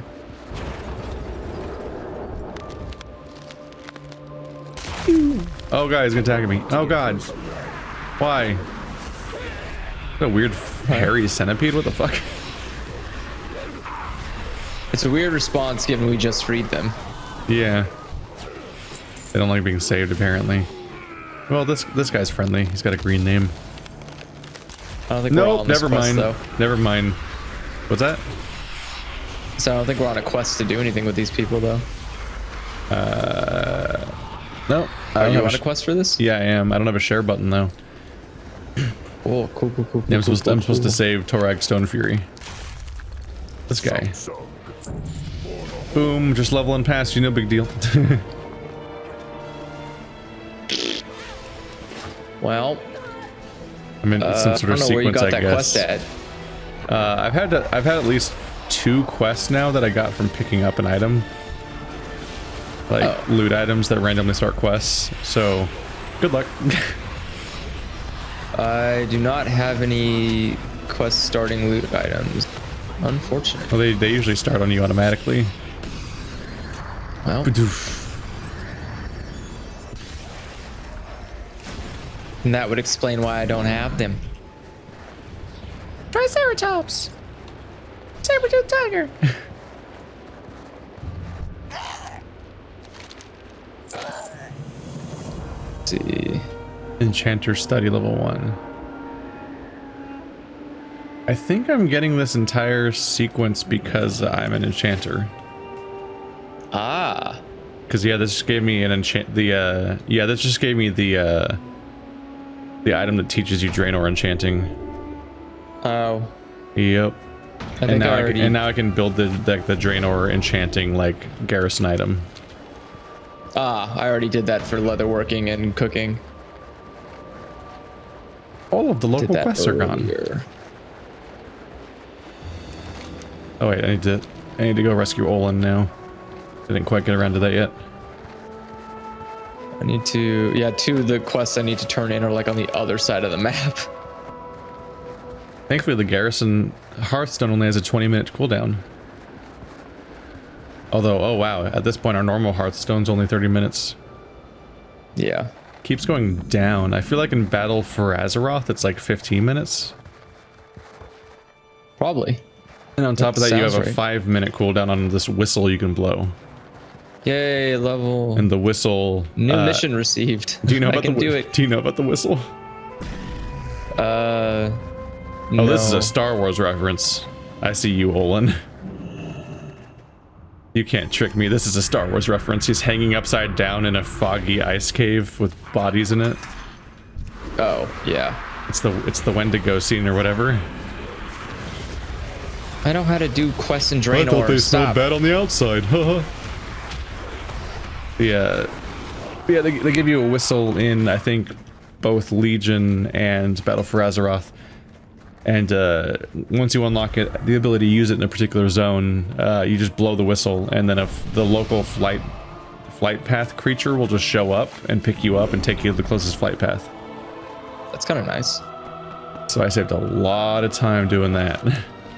Oh no, I don't have enough material to upgrade the garrison. I need to do more quests. They call me Mr. Garrison. Wait. Wait a second. Hang on a minute. Oh, damn it, you leveled up. I did. It's not enough. No. Still not level 117. You fool. Sorry. I'm trying. We're about to beat this whole expansion by just leveling through it, which admittedly is going pretty quickly. I mean, Draenor is a skippable, non-memorable expansion. At this point, there's like no use for these, like this garrison just doesn't serve a purpose anymore. Which is unfortunate, because like the entire intro experience is entirely about building up like all the new access. Oh, my Olin upgraded to Epic instantly. That would have been useful if this place mattered. Wow. But the only I had something like that. Yeah. Because after this, Legion has the class hall, and then after that, it's gonna take 4 hours for this mission to happen. Fuck, I'm not gonna be here. I'm gonna be done with this expansion by then.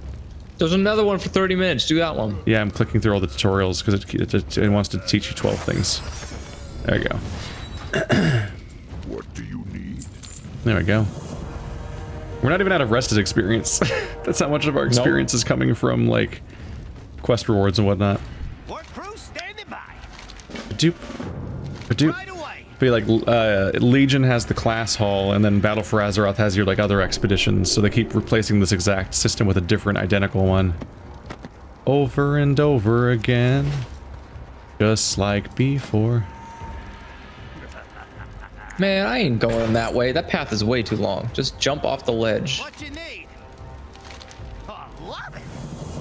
Like it is funny that you can burn through this entire expansion in like an afternoon, but all of these garrisons are based around a mission system that takes days per mission because they expect you to be sticking around forever, and they never really like repurposed it in a way that would make it make sense in the new world. Hot take days, yeah. So like no one will ever really use the system ever again. It'll never make sense. It'll always be a weird like anachronistic mess, I guess, until actually I guess they are fixing that, huh? Well, yeah. When the new expansion comes out, because once that happens, you'll pick one expansion and level from 10 to 50 in that one zone, and that'll be your entire leveling experience. So maybe then I'll like finally make a Draenor character and level through Draenor land. I was gonna say, unless you're a masochist who wants to play the worst expansion. Is Draenor the worst expansion? My memory of Draenor is a lot of frustrating and a lot of waiting. I don't remember actually enjoying any part of Draenor. It was just, I mean, the like, map looks fine. I guess. It's just another questing zone. Like, it's probably when you hit like the end game systems, you start having to deal with like really annoying things of like whatever particular thing they landed on that year. Maybe it's just because when I played it, it just had come out, so yeah. all of the mechanics were about farming my time rather than actually because of the gaining experience. The garrison. Yeah.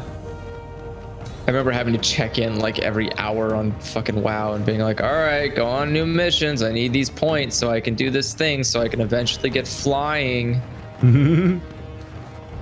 It was a process getting flying in the current expansion too. Because you have to finish every single storyline in the entire expansion, and then get revered with every faction. But I did it. Now when we reach the current expansion, I can just ditch you. I think I have flying in Legion. Oh no, the tables have turned. I have flying in somewhere. The tide turns. We fight together. We will claim Blade's Okay. citadel. Oh my god, this guy's fucking voice. Yeah. Oh, we went past a place called the Forbidden Glacier. Sounds so guttural. Yeah, I see that. That's across swords. You okay? That's what he says. He's like, that sounds like the poor voice actor, man. He's just like mumbling. Ooh, Spirit of the Wolf. 30% increased run speed outside of combat. Yep. Yep. It's a good one. I can feel it. Hey, you with the ugly face. But in a language I do not yet understand. Does it affect running? I mean, riding? I do not believe so. No. Why would I be running outside of combat? I'm not a rogue anymore. I don't have a special on-foot state that incentivizes me to be on foot ever. I'm just gonna mount up. Gotta thaw these bad boys. Oh yeah, I'm hearing his Mr. Gurgles. Loktar Ogar, but he's like, he sounds like he's gargling. Right? He's like, that's you okay? It's like, all right, bud. It's cool. It's cool. Reminds me of when they showed the behind the scenes of how they do the voice acting for all of the Locust enemies in Gears of War. All the noises they're making and stuff, and it was just like a bunch of really fat guys that for some reason were all like shaved heads, and they're just like making these like insane guttural noises that they just do for a living, I guess. Wait a second, what? This sounds like a cult. Are they like speaking in tongues or something? Speaking in tongues. Are we sure that there's not some kind of like, like coded message within the hive? The hive. Evil woke in the hive. Man, what a mistake to hire Peter Dinklage and then have to patch him out. God, it cracks me up playing he made his money, but none of his work exists. It cracked me up to think that they did that probably only because of Game of Thrones, and then immediately had a backtail because Game of Thrones made him too expensive of a voice actor. Yeah, or inaccessible or whatever. Yeah. It is really awkward when you play the original Destiny, where you play the entire main campaign with Peter Dinklage just constantly talking, and then you play the expansions like House of Wolves and stuff, where you're the ones where they lazily just recycled maps by having you play them backwards. Like, it's DLC, huh? And that whole time, suddenly every quest chain has a dedicated character that explains to you what's going on, because the whole time Peter Dinklage is fucking dead silent. Like, Ghost just goes away and never speaks to you again in any of the expansion content. And then suddenly in 2, the Ghost is speaking all the time. Never stops talking. It happened in the first game too, when they replaced him with Nolan North. Oh yeah. Because that was Destiny 2.0. The 2.0 patch of Destiny 1 was when they did other stuff too, but they replaced Peter Dinklage with Nolan North, who then did like this kind of like cheery, chipper version of the character, and so in the next expansion after the first 2 shitty ones, he goes back to talking all the time and stuff, which is not great. I missed the quiet Ghost. He definitely had a different tone, and so it's really jarring to just like essentially patch out a character to be a different character. Like, not just like update the voice actor, but straight up like turn him into a different personality. It was like a confusing experience. It feels very odd. I don't know. It also just, there's a lot of stuff about Destiny 2 that feels very odd. Which, I mean, probably a rushed game, so. Both of them are. Remember all those cutscenes that were coming out about like the storylines that had like fully rendered cutscenes that you just couldn't experience in Destiny 1? What? Yeah, Destiny 1 had a bunch of deleted cutscenes that just kind of never made it into the game, and it involved in like certain characters being like kind of the main characters and having all these like interactions and dynamics. I think the main character also might have been more of a person instead of just like a weird avatar to stand there. There's like a bunch of changes, and it's just like none of it made it in. It's like, but it's like, those cutscenes seemed like a better experience. Like, oh no, go back. I know Destiny 2, they tried really hard to add more character. Like, there's a lot more. They leaned heavy on like Nathan Fillion. Yeah, they leaned heavily. Like they have a whole trailer that's just Nathan Fillion's character, which is, I don't know. I don't have a problem with. Oh no, I don't have a problem with him, but it's kind of like Ryan Reynolds, or it's just the like voices. It starts to grate on you how much they're leaning on. Like, it's the guy who does the thing. Here he is. He still sounds like that and acts like that. Wow. It's kind of like it's kind of like when a clown uses its horn. You're like, okay, I get it. Yeah, that's your shtick. That's what makes you a clown, but you don't have to keep honking the fucking thing. Every time Nathan Fillion comes on, it's like, honk, honk, honk. It's like, okay, I get it. Yeah, you have Nathan Fillion as a voice actor. Cool. Proud of you, Destiny. Better than your other choice, but, like, move on. Yeah, you didn't have to patch him out midway through the series. Yeah. I feel bad, but I don't think I even realized that he was Nathan Fillion when I played the first game. I mean, partly because nobody had a personality in the first game, so I didn't really notice that anyone was a character. I don't have time to explain why I don't have time to explain. I noticed because I paid a lot of attention to voice acting, but I just found it brutally hard to pay attention to anything in that game. I just like doing the shooting. That's the thing, is like there's not really much else to pay attention to. It was like, I know this is Halo because the pistol and the shotgun feel really good. Yeah, Destiny 2, they changed that. The shotgun feels really bad. Oh no. I liked my Warlock. He was fun. I don't know. At least the amount I've been playing, it just is not playing with a shotgun doesn't seem viable. It doesn't do nearly as much damage as it should, given the close proximity you are, and everyone else does way more damage to you than you could possibly do with the rate of fire speed of a shotgun.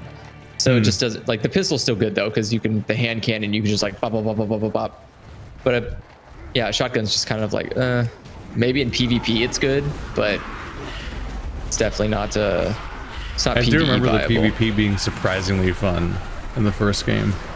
I do like, so in number 2 they added a really good PvP mode called Gambit, where you can, it's a 4v4 PvE/PvP.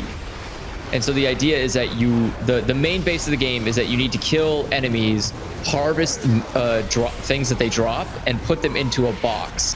And that box, once you collect enough, sends enemies to the other side. And once you've collected enough, it spawns like a big boss that you have to kill as a team. But during the entire time that you're playing, you can go to the other player, like the enemy team's side, and attack them so that they can't deposit their things and get the boss before you. So it's like, it's PvP if you want to, but for the majority of the time it's just PvE, and it does feel really fun. It kind of sounds like Alterac Valley.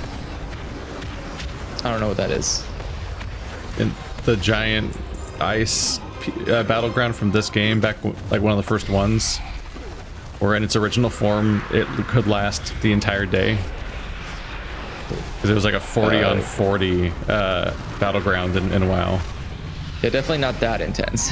And there was like quests and resource gathering you could do to like help your side besides just like fighting on the battlefront, that had like a bunch of MOBA elements where you're like building up towers and creating things that would start continuously spawning like elite units or whatever, and like continue trying to like race against the enemy in a bunch of different ways to like try to ultimately overpower them and reach their like war chief and kill them. It was a pretty cool battleground. It's kind of similar to that. I've never gotten to experience the really long one, but I got to experience the one that was only like an hour or half an hour long, because they kept patching it down. There's some controversy about that because classic WoW has reached the point where they're adding Alterac Valley, but they're adding the patched version, and people were like, no, I want the Nightmare Monstrosity version that would last all day. I feel like there's no advantage for Blizzard to do that, given the change in how they maintain servers. Like, that seems like an incredibly dumb waste of resources. Commit. Just have this like 40-hour special mode going on. I feel like that would be a waste. But Seems like it definitely made it epic. Like the scale of it was like something never seen otherwise outside of like Eve. I don't know. I think people are misunderstanding or misconstruing nostalgia for Epic. I don't think it probably was nearly that fun, and I think you would not have nearly as much fun now. You'd be always at a disadvantage. Like, there's no way you're gonna find enough people for that. Oh, wait, we're talking about how they were hiding metrics in recent years of subscribers because they were on their way down and so on, and it just hurts the game to reveal them. Yeah. Apparently, I'll get to there. Apparently, I think they claimed that the launch of Classic WoW doubled their subscriptions. Probably. But how long is that going to last? Are they going to keep announcing that every quarter? Yeah. Or are they just going to go like, well, that was a great run. It was a really good start. But it definitely makes me wonder, because there's no perspective for it. It makes me wonder things like, did you guys not have very many subscribers in the first place? Or is Classic WoW absurdly powerful and popular? Absurdly powerful. Did millions of people subscribe to Classic WoW, or is Modern WoW just that dwindly that I bet what ended up happening is I bet you there was probably a push to slowly start dealing with the rogue WoW Classic servers that people could join, like the ones that your brother played on and stuff. I bet there's been a behind the scenes legal push to kind of like destroy those, and doing so has forced people to migrate back to Classic WoW if they want that experience. Yeah, they were trying to get rid of them. Yeah. So at some point, I don't know if they're doing good because people actually want to play Classic WoW here, or if they don't have a choice anymore. If they just killed all their options. Yeah. Because I don't think I feel like that sounds pretty on brand for Blizzard to be like, hey, look, we made Classic WoW, isn't this great? But we also killed the thing that mattered to you. It's like, okay. We made Classic WoW by killing your Classic WoW.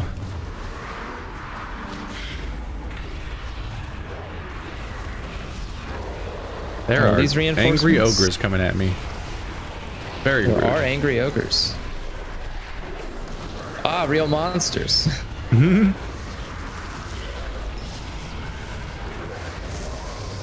Oh man, I'm kind of disappointed because I think at the pace that's currently happening, I think my 500th anime is going to be a really lame ecchi anime. You could just pick a different one. I could, except thanks to COVID, a lot of the shows that I was watching are on hiatus until this fucking thing ends. So all the shows that I wanted to be my 500th can't be because they're not currently airing anymore. So you're just sitting here like, I'm gonna embarrass myself. So I'm just going through my backlog, and one of the shows that's only 12 episodes compared to the other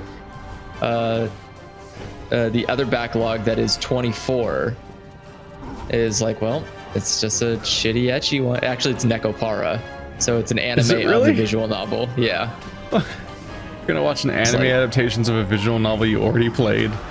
Well, because I want to see why. Just so you can hit number 500.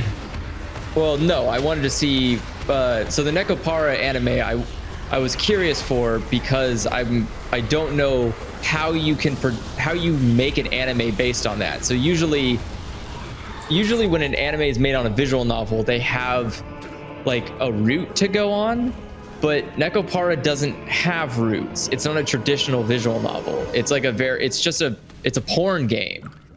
So I don't really know how I was just curious how they were going to make an anime about that without the porn, because then you don't actually like, how do you make an anime where you don't reference anything about the source material? That's what I wanted to see. And the way they did it was just like, hey, what if we just made a slice of life and pretended like the visual novel never happened? I was like, oh, okay. So just made a new show from scratch with the character Basically, designs. Yeah. They removed all of the plot points from the visual novel. None of that happens. They added a new character that is kind of the focus. It's just like some child cat. And they're like, look, it's a cute child cat. It's not. There's nothing. There's nothing ecchi about the child cat. It's just there as a stand-in to like distract you from the fact that there's supposed to be like ecchi stuff for the adult cats. It's just like, yeah, but we're not gonna talk about that stuff. So here's a cute baby cat being friends with another cute little kid, and this is how friendships work. And it's like, wait, I thought, isn't this based on a visual novel? Yeah, cute little baby cat. It's like, okay. No. So the context makes it weird. Sorry, yeah, there is no, the baby cat does not have anything perverted happen to it. It is a very clean, wholesome baby cat. But it's still in the perv show. It is still in a show where there are pervy scenes with adult cats. Yes. But the child cat is never there for those. Like, the child cat is absent for the pervy scenes, which is very just why make your fun. weird porn show and be like, you know what this needs is more children. It is very confusing. Like, maybe don't do that. I don't like any of the implications. Nope, I don't either, but you know. So that will be my 500th anime. No. Unfortunately. You have the power to stop it. Okay, look, I've watched enough porn anime, basically, ecchi anime, to be like, it's just a what's the word? It's just a drop in the bucket at this point. Die alone. Shoot, I own the entire fucking volume run of Girls Bravo, which is nothing short of porn. The first goddamn page, like I think I have an Instagram video from it where I was making fun of manga that I own, where the literal first page of the scene is just a naked girl. Well, it's like, good start, guys. Really sending that hook deep into my skin. Loktar Ogar. Don't come near me. No, I don't want to fight you. These are big old wolves. Oh, I've been doing this wrong. I'm supposed to place banners in their skulls. Oh no, you've just been not doing the quest. Yeah. You I was on fool. autopilot. Well, because part of the quest was to kill people, and now part of the quest is to not kill people. Well, it's one part of the quest is to stab them with the banners when they're dead. So you click on the corpses and put the banner on them. Like if there's any corpses still around, you can do them. But That's the other one was to collect the cloth that they drop. So I got the cloth, but I didn't get the, I wasn't stabbing them. It's fine. They die quick. You'll be there for And there goes one. hours. Stabbed. Oh no. My god. We can do it. We can do one instance at long last. Well, it'll be easy to queue because it's only one instance. Yeah. It'll take 3 hours.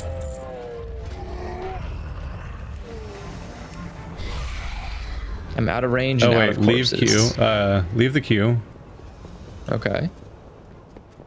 Oop. You've done this. There we go. I randomized it. What does that mean? It'll give us an experience reward of some gold and like 80,000 experience for doing a random dungeon. Oh, even though yeah. even though we only qualify for one, so it won't be random. But we'll get rewarded anyway. Yay! That's how you game the system. Game that shit. Gamification. My item level is of my game. 127. Get on my level. Alright, I'll be right back. Oh, I did 666 damage. I was gone for like 2 minutes, so you're level 96 now, right? Man. Yes. Man. Clearly. Yeah, that's how it works. There's so many wolves that need saving. What? Say how many holes that need saving? Wolves. Oh. Mirror oil. Thank you. Frostwolf oil? Wait a second. What? Implication? What is? Are you making oil out of wolves? It's time to die, sir. That's a crime. This is called animal abuse. Not gonna tolerate it here. These are domesticated wolves. You cannot be doing this. Is very rude, as it turns out. It's almost like none of you have a sense of decency. Which is probably why I'm I putting mean, they flags were in like your the evil corpses. Power Rangers in that intro. Look at us, we're the axis of evil. But these are ogres. These aren't even like the same race. I mean, the ogres always suck, and they're probably working for those guys. The ogres always suck. Yeah. There's one thing I know about ogres, they always suck. Yeah, it's like their one job. Always suck. Always suck. ABS, always be sucking.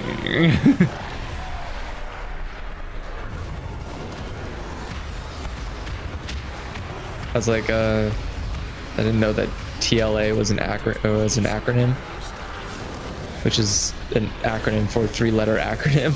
Oh. It's like, fuck you. Whoever did that, what a garbage human you are.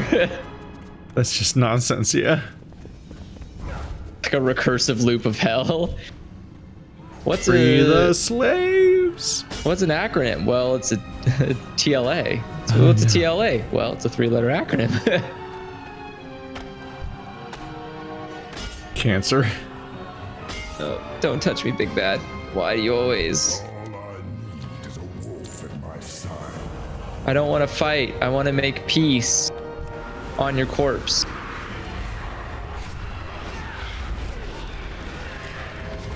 Pretty much the the plot of every anime villain. I need you to die so I can make peace. It's like, wait, what? I found the answer to fixing the world. It's your death. That's what that is really what every villain feels like. Dr. Stone.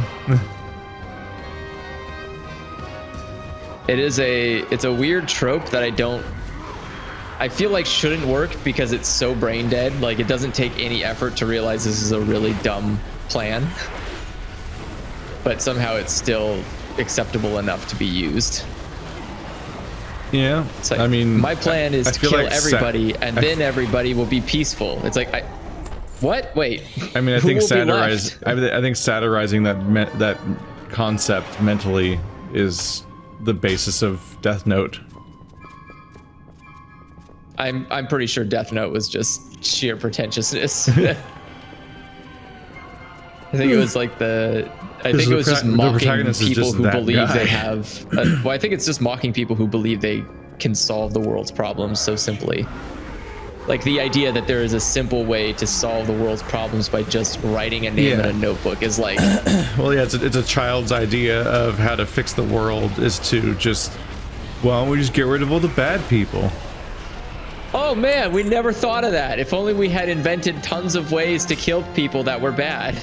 Oh wait, they own all the bad weapons to kill people. Dang, we've made a mistake. But his takeaway is just, the only reason that they failed was because they weren't me. I thought the reason they failed was just because they were really bad at playing chess. 4D chess.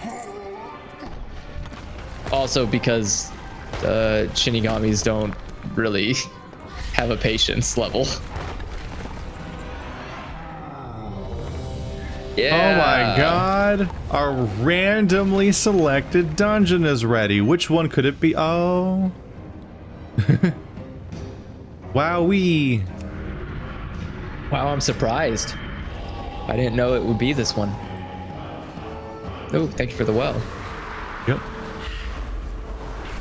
I guess we are already fighting. Yep. Up. And someone left. All right. Well, I guess it wouldn't be WoW without people leaving, right? People really just can't just let a group exist. It's WoW. What's the worst that's gonna happen? They can't go to queue for 30 minutes? Whatever. They'll just go quest for that much time. Did he not get the dungeon he wanted or something? Probably not. Does he have that specific of demands of which Draenor dungeon he plays? They might just not want to do this particular dungeon. He might be like, oh, this one sucks. I don't want to do it. Oh no, he knows something we don't know. It's not a great dungeon. It's kind of long and boring. You're mostly just like running room to room and killing the boss. Like really boring, really run of the mill. I don't know. Maybe he just doesn't like the final boss. I'm trying to remember what the final boss is. Gugrok. What a name. Gugrok. Hopefully he'll queue us for a new dude. Yeah. Yeah. As long as we don't kill the first boss, then whoever joins will be happy. Hey, we already got somebody. That was simple.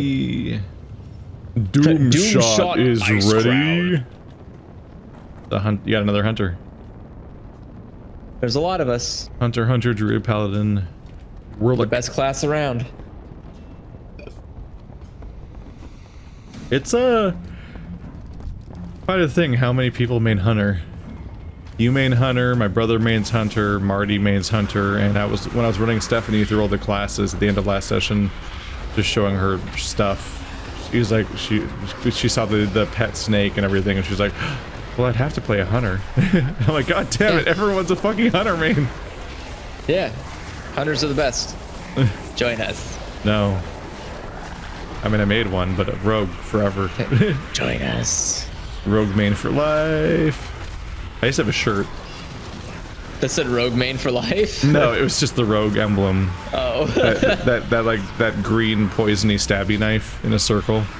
Get it as your tattoo. I had that shirt in high school. I think I had it until very recently, and it was not even close to fitting anymore. It was just like just sitting there. I'm like, I can't wear that. It just exists in my closet. I don't remember if I donated it or what, or if it ripped or something. That's commitment. I don't think I have any shirts that I'm like fond of. They're all just like ends to means. Clothes are just clothes. I have a decent number of shirts that are from concerts. And some of those are pretty old, where I'm like, I think I want to retire these and not wear them anymore because they're like getting threadbare and there's holes generating places and the image is fading and cracking and so on. So I was like, maybe I was kind of wondering, like, should I like fold these into like a grid and frame it?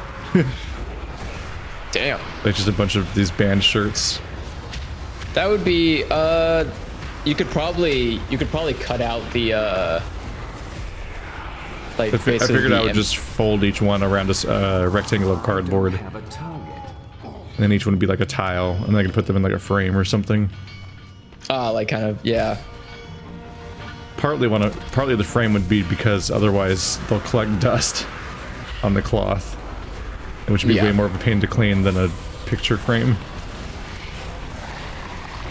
Maybe just put them in the wash. Wash the stuff on my walls. It's the wacky silencing fog. This fog. Ah, keep grabbing me. I don't like it. I need to target something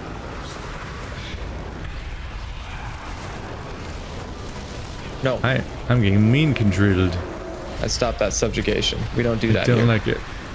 Oh wait. I'm sorry, everyone. I forgot to switch to my attack pet again. Oh no, they were gonna kick you. That was a hell of a day when we both got kicked. That was, yeah, that was. Why is WoW toxic today? We never even wiped. Toxic WoW is the only WoW I know. Yeah. Like I had a version of that recently where I was playing with Nick. We were in Waycrest Manor in the current expansion, playing it on like Mythic 6 or something. And on Mythic, basically it keeps getting progressively harder, where the enemies have more and more health and do more and more damage and so on. So it keeps scaling to higher and higher difficulties forever, like Diablo.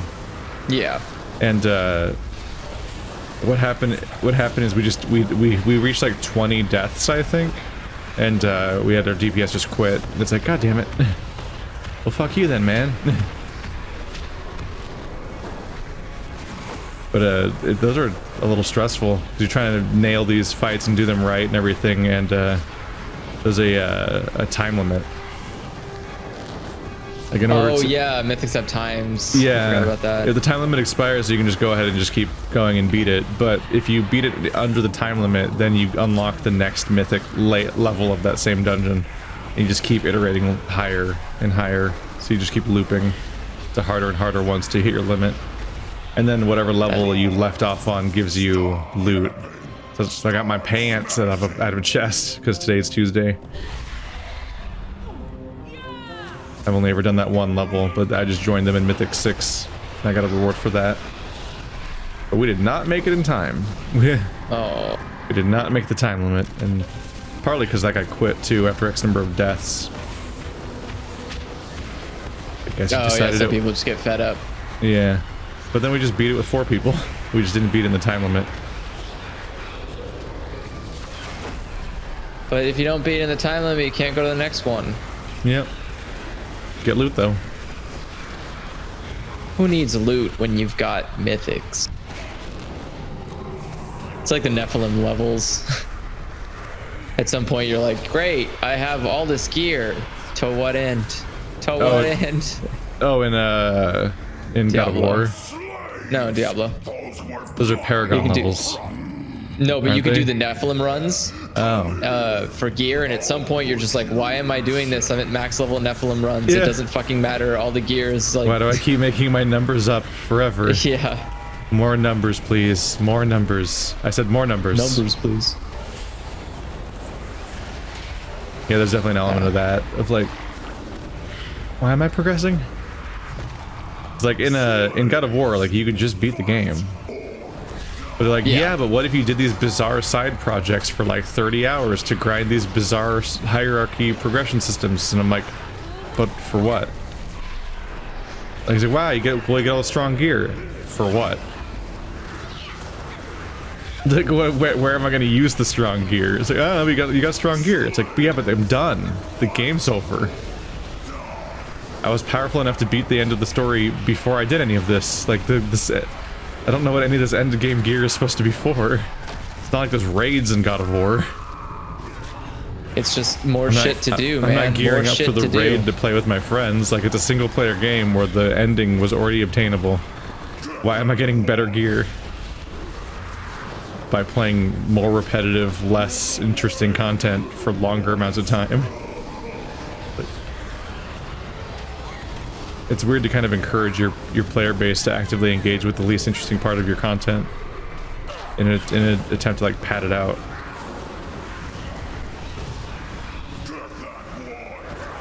But if I comment on these, people are like, how dare you? Why can't you just accept that other people actually do like this stuff? And it's like, I don't know. I don't give a shit about your opinions. I'm just saying my opinions. Why are you coming to my opinion and complaining I gave an opinion?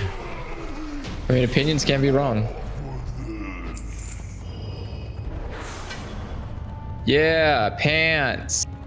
Whenever I talk about my particular opinion about almost anything game related, people act like I'm attacking everyone who doesn't have the same opinion as me, or isn't convinced by my opinion, or values that content, or already already invested like the sunk cost time into that thing and want to justify it or whatever. And they people have to just like have a weird obsession with criticism. Like if they receive any, if like something they like has any form of criticism, it immediately reflects them poorly, and it's like it's okay. People can hate a thing without hating you. It was like my Star Wars canon discussion of just like how dare you attack people who care about canon? And it's like, I'm not attacking anything. I'm just making a video where I'm hanging out and discussing my opinion about canon. Everyone's fine, dude. Yeah, I don't even know you. No one's under attack. Yeah, I literally don't know who you are. I'm not attacking you.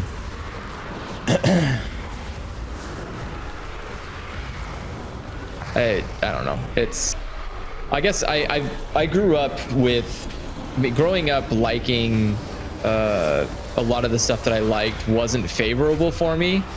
I got like teased about it and insulted about it all the time. So at some point I just stopped attributing. May the anime be ever against your favor. Oh, anime was like the worst thing I could have liked growing up. It was like, oh, you like Japanese porn. It's like, okay, well, first off, there are other forms of animation besides hentai. Thank you for explaining to me that you've watched it before. That's nice of you.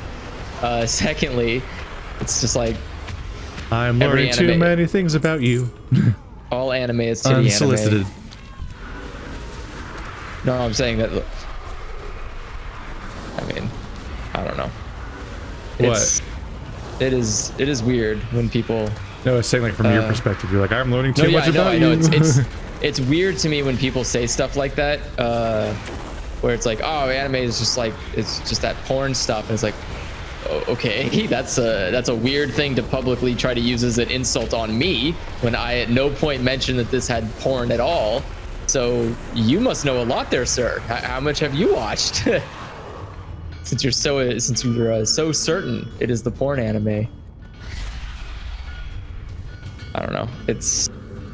I've also seen the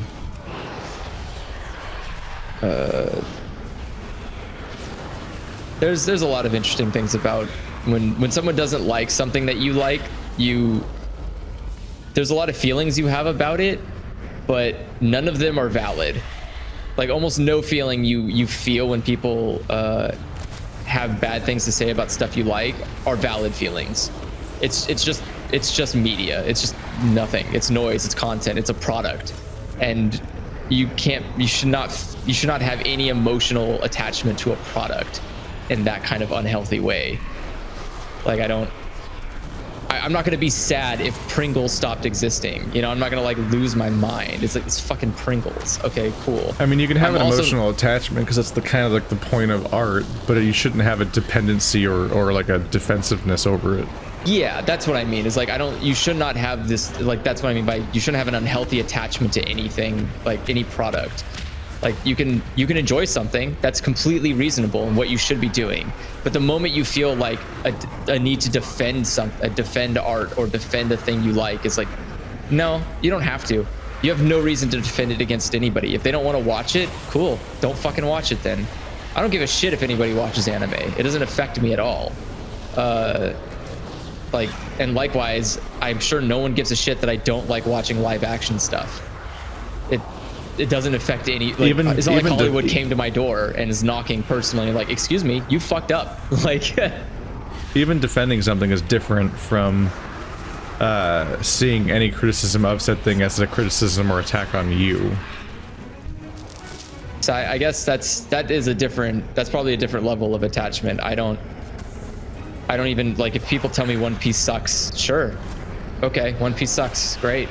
I'm not gonna tell you why you're wrong. I have no need to. It's a literal waste of my time. I don't want to convince anybody why something's good, because if you don't think it is, then cool. You don't think it is. It doesn't change One Piece from existing. It doesn't make One Piece stop. Like, it's still gonna be there, and I'm gonna keep watching it. At some point they changed fear so it doesn't move you anymore. I think it's a different type of fear. It's just weird because that was the entire reason fear was threatening, is because it would make you run around and aggro more things. Otherwise it's just a shitty stun.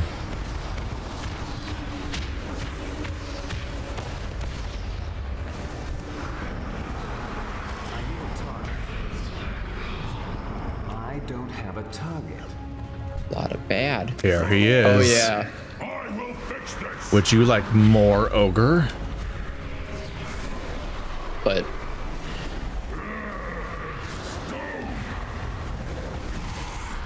however, I will say that likewise, there are some limitations to like criticism of stuff, or I guess not criticism of stuff, but there are limits to how you interact with other people who like things. Like there is, I feel like if someone likes a show or a book or something like a movie, I don't think there's like a reason to go out of your way to be a dickhole to them for liking that thing. Like, you know, even if you don't like it, I don't think there's a necessity to like personally punish a person for liking something. No, it's always a dick move to see somebody enjoying something and then try to prove them wrong about their own enjoyment. Yeah. Like to their face. But what's weird is people will look at a public video that's not addressed at anyone and take that as that. Yeah, like, why that's are you the thing, attacking is like, me personally and trying to make me not like a thing? I'm like, I don't know you. I'm not talking to you because I don't know you. If you think that some random person's opinion on the internet is an attack on you, then there's a lot of problems and insecurity you have with the thing that you like. Like you should probably focus on dealing with those. God, that's what the Paladins community was overwhelming with. Like they were so full of that. I'm like, I can't. I'm not here to give you guys therapy. I'm not gonna fix you guys. I'm just gonna move on. Yeah, I'm also not here to like this weird complex y'all's got. I'm not here to be like, yeah, it's a good game. It's not Overwatch at all. Like, I don't know. People be weird. Magmolatus. Hang on a second. That's not an ogre. Get him out of here. He tricked us.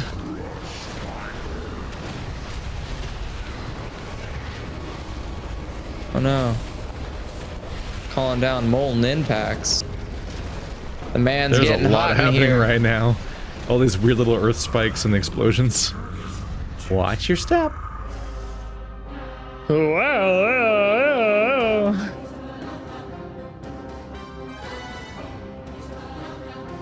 Valkyries? Oh yeah, in God of War. Yeah, I beat all of the Valkyries. I did. Are they running across nothing?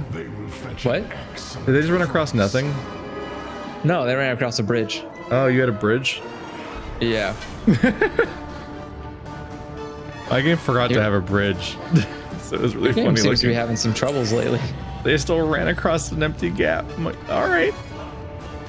Cool. At least they ran. Yep. Got my loot 1000 gold achievement.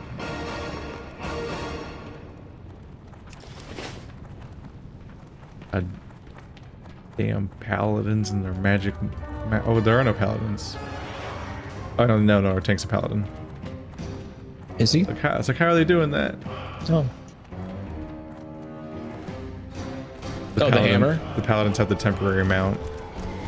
Oh, It always makes you do a double take, like, oh, I can mount in here?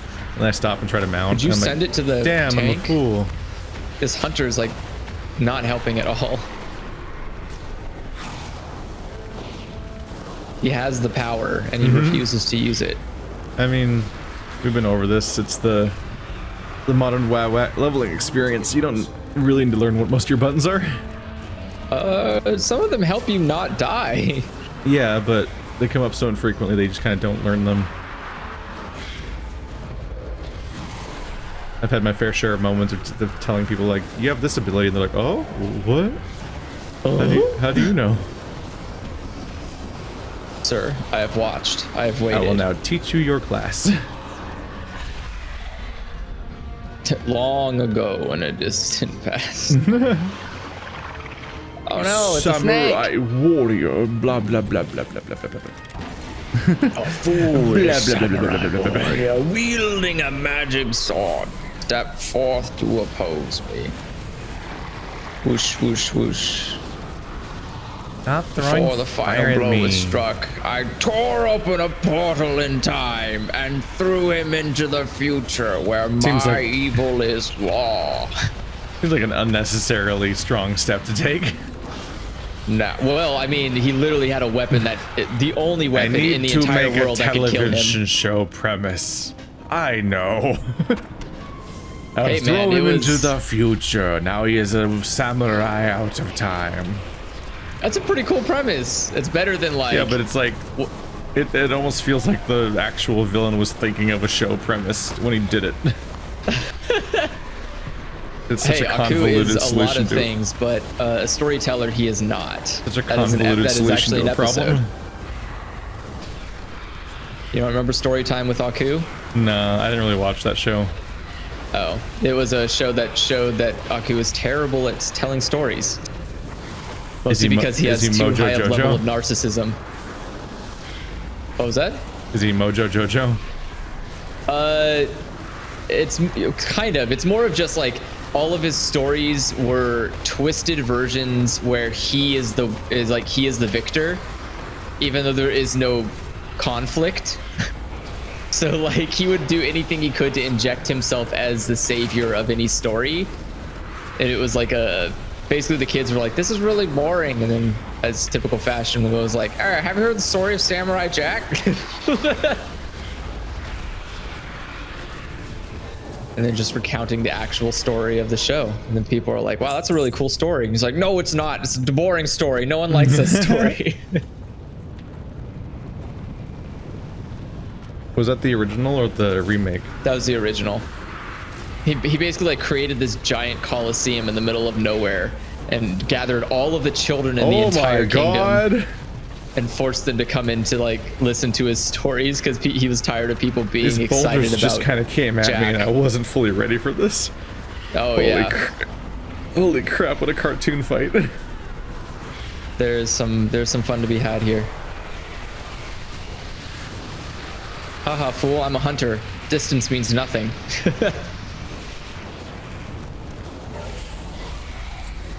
Was there even a consequence for being pushed back besides not being able to tank, I guess? I think it does damage. Or no, it wasn't doing damage, right? I don't even pay attention. I'm not a healer. So you don't even look at your own health, like, fuck it. Nothing matters. I can see it on below my thing, and if it goes beyond like my current, whatever it's called, my frenzies and stuff, then I'm like, that's kind of dangerous. Nope, it doesn't even do damage. Worthless. Why do you even exist? Maybe it really is just to try to push the tank away. Might be. It could mess up some tank moves if you're like doing a rotation. Yeah.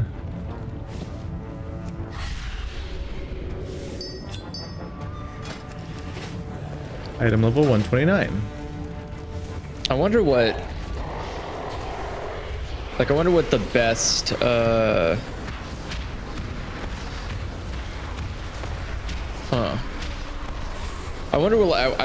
wonder what pitch, like cartoon pitch, never got made but was clearly a successful idea but was pitched to the wrong people. Many. Well, not every cartoon idea is a successful idea. Yeah, but the kind of people that make those choices can be really iffy. Well, the people who make the choices are never the right people to make the choices. That's never been a different world. I just mean that, like say like what if you pitched Rick and Morty to Nickelodeon instead? Like obviously it wouldn't work, but but the premise itself is very successful, obviously. So. Oh, like they went to the complete wrong station because they just didn't like understand the audience for their own place. show. They only had one shot, and it just like, nope, that was it. I don't know. I almost feel like a lot of those channels are part of like a network where they're all attached to each other. So that I almost feel like they might just direct them to the right people. I think there's like isn't there a thing where a lot of people will submit a show and then networks will just like go through a pile and pick them up? Yeah. Where it's not really. I don't actually know because I'm not part of the animation industry. But I thought the old style pitch thing doesn't really happen anymore. They kind of just like, here's a bunch of submissions we have. Which one sounds good? Sorry, what was that? I said it just goes into like a stream. I can't say the sentence. It just goes into like a screenplay pile. Yeah. Like stream thing pile, stream pile. Peel. Like the tweet Alex Hirsch had the other day, where he was talking about how when they hire new animators, it's just like their resume, or it's just like their portfolio, and that's it. Like it doesn't say about like what college they went to, what their name is, what their age, gender, sex. It's just like, here's their work. Is it good? No? Yes? All right. Because like the idea is like all of it is irrelevant anymore. Like you don't. Who cares what college you go to? Who cares what jobs you had before? It's often an attempt to anonymize things and get rid of like biases too. Yeah. So I wonder if pitching is like that now, because if you have obviously the art of the pitch is you need to have someone who is one, good at pitching, and two, but that's not an animator. An animator isn't going to be necessarily good at pitching a show. They're going to be good at making a show. It's like the government question of like the kind of person who would be good at leading a government and making choices isn't necessarily the same person that is selected by an election process, because that just selects people who are good at being elected. Well, I mean, that's always been the problem, but to change that, you would have to convince the people who are good at talking they can't be president anymore. And that's not gonna happen. A lot of incoming fire. Talked about that thing called nepotism. Well, what is this, the flame war I've heard so much about? Ah, yes. The age-old internet flame war. Begun the flame war has. Good soldiers follow flame wars.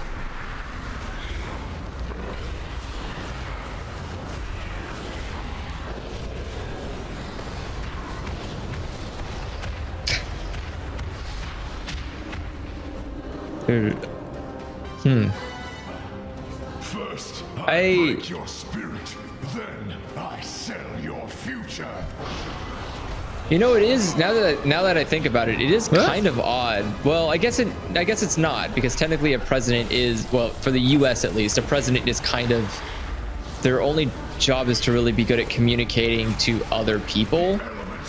But like it's not like they have much to do with day-to-day ongoings of this. I'm guessing we're supposed to make him not go on that.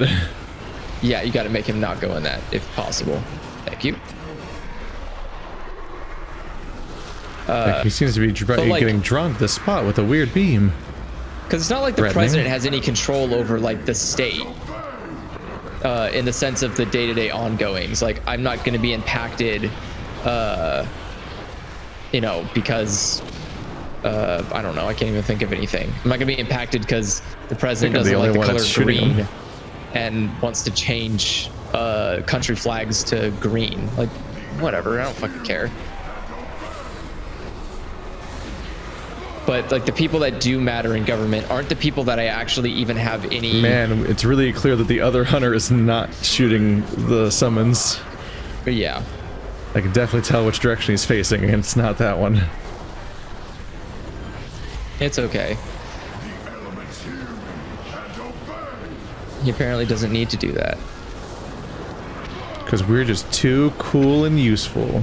I like how he moved out of the way of the lava though, so he's aware of like how to avoid things, dying. But not the helping part. But not the helping part. Level 97. Yeah, I got a ring. Is it better than my current rings? It is much better than my current rings. Now my item level is 118. Everyone else got items. All I got was gold. Welcome.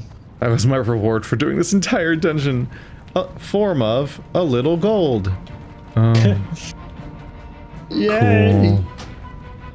Great. Whoa! Whoa. Spawn back into a fight. No. Or we're having a brawl. Yeah, we're kind of in a danger zone. Danger zone. Or are you still there? Oh. Am I still where? I thought you were still in the instance because it had the little eyeball next to you. I was like, are you still there? Yeah, I was loading out of that place. And loading in to this place.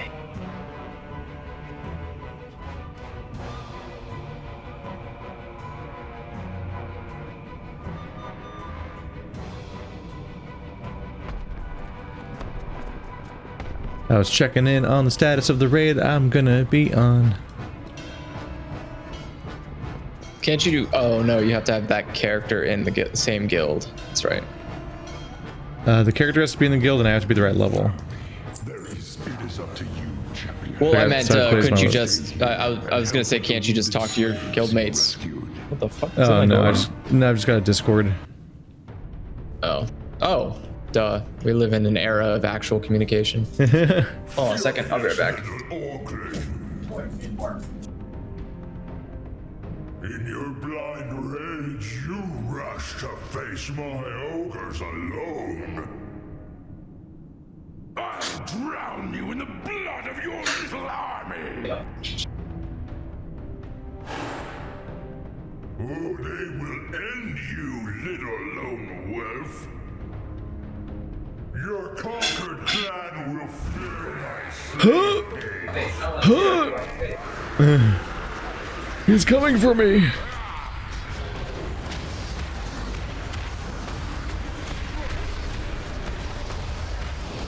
Must summon maximum allies. Summoned every single one of my guys, and then also summoned in my garrison allies. There's just a bunch of random dudes running around, making a mess. Get them. Follow me. Look how many people are following me. What the fuck? The Horde has truly been summoned. Awesome. Oh, I'm being attacked. You just walk back to see yourself dying. I did. But I will survive. I am strong. Oh, my pet's dead though. My pet was tanking all the damage for me while I was gone. AFK. No, level 130. Apparently Amazon delivered a package to me, or 2 packages to me, and both of them are to the wrong house. Oh. Yeah. Impressive. So now I get to play the exciting game of going, hey, who lives at this address but not this address? So they didn't actually put the apartment letter. Oh, it's the same number but not the same apartment letter. That's one way to fuck things up.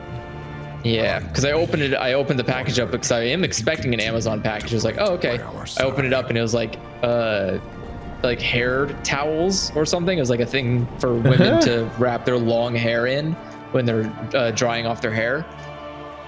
And, or I guess men if you have that long of hair. But, and I was like, I definitely didn't order this. Your beehive towel. Huh? Said your beehive towel. Yeah, and I was like, I didn't order this, and I looked at the name, and I was like, okay, that's not my name either. And then I looked at the address, and I was like, so they have the same. It's obviously the right address for the apartment complex, but then the building number is the same, but no letter to delineate the difference because some dumbass didn't just go through the same. We have thousands of numbers. But instead of just counting upwards, they decided, no, we'll start back at 0 every letter number. Okay.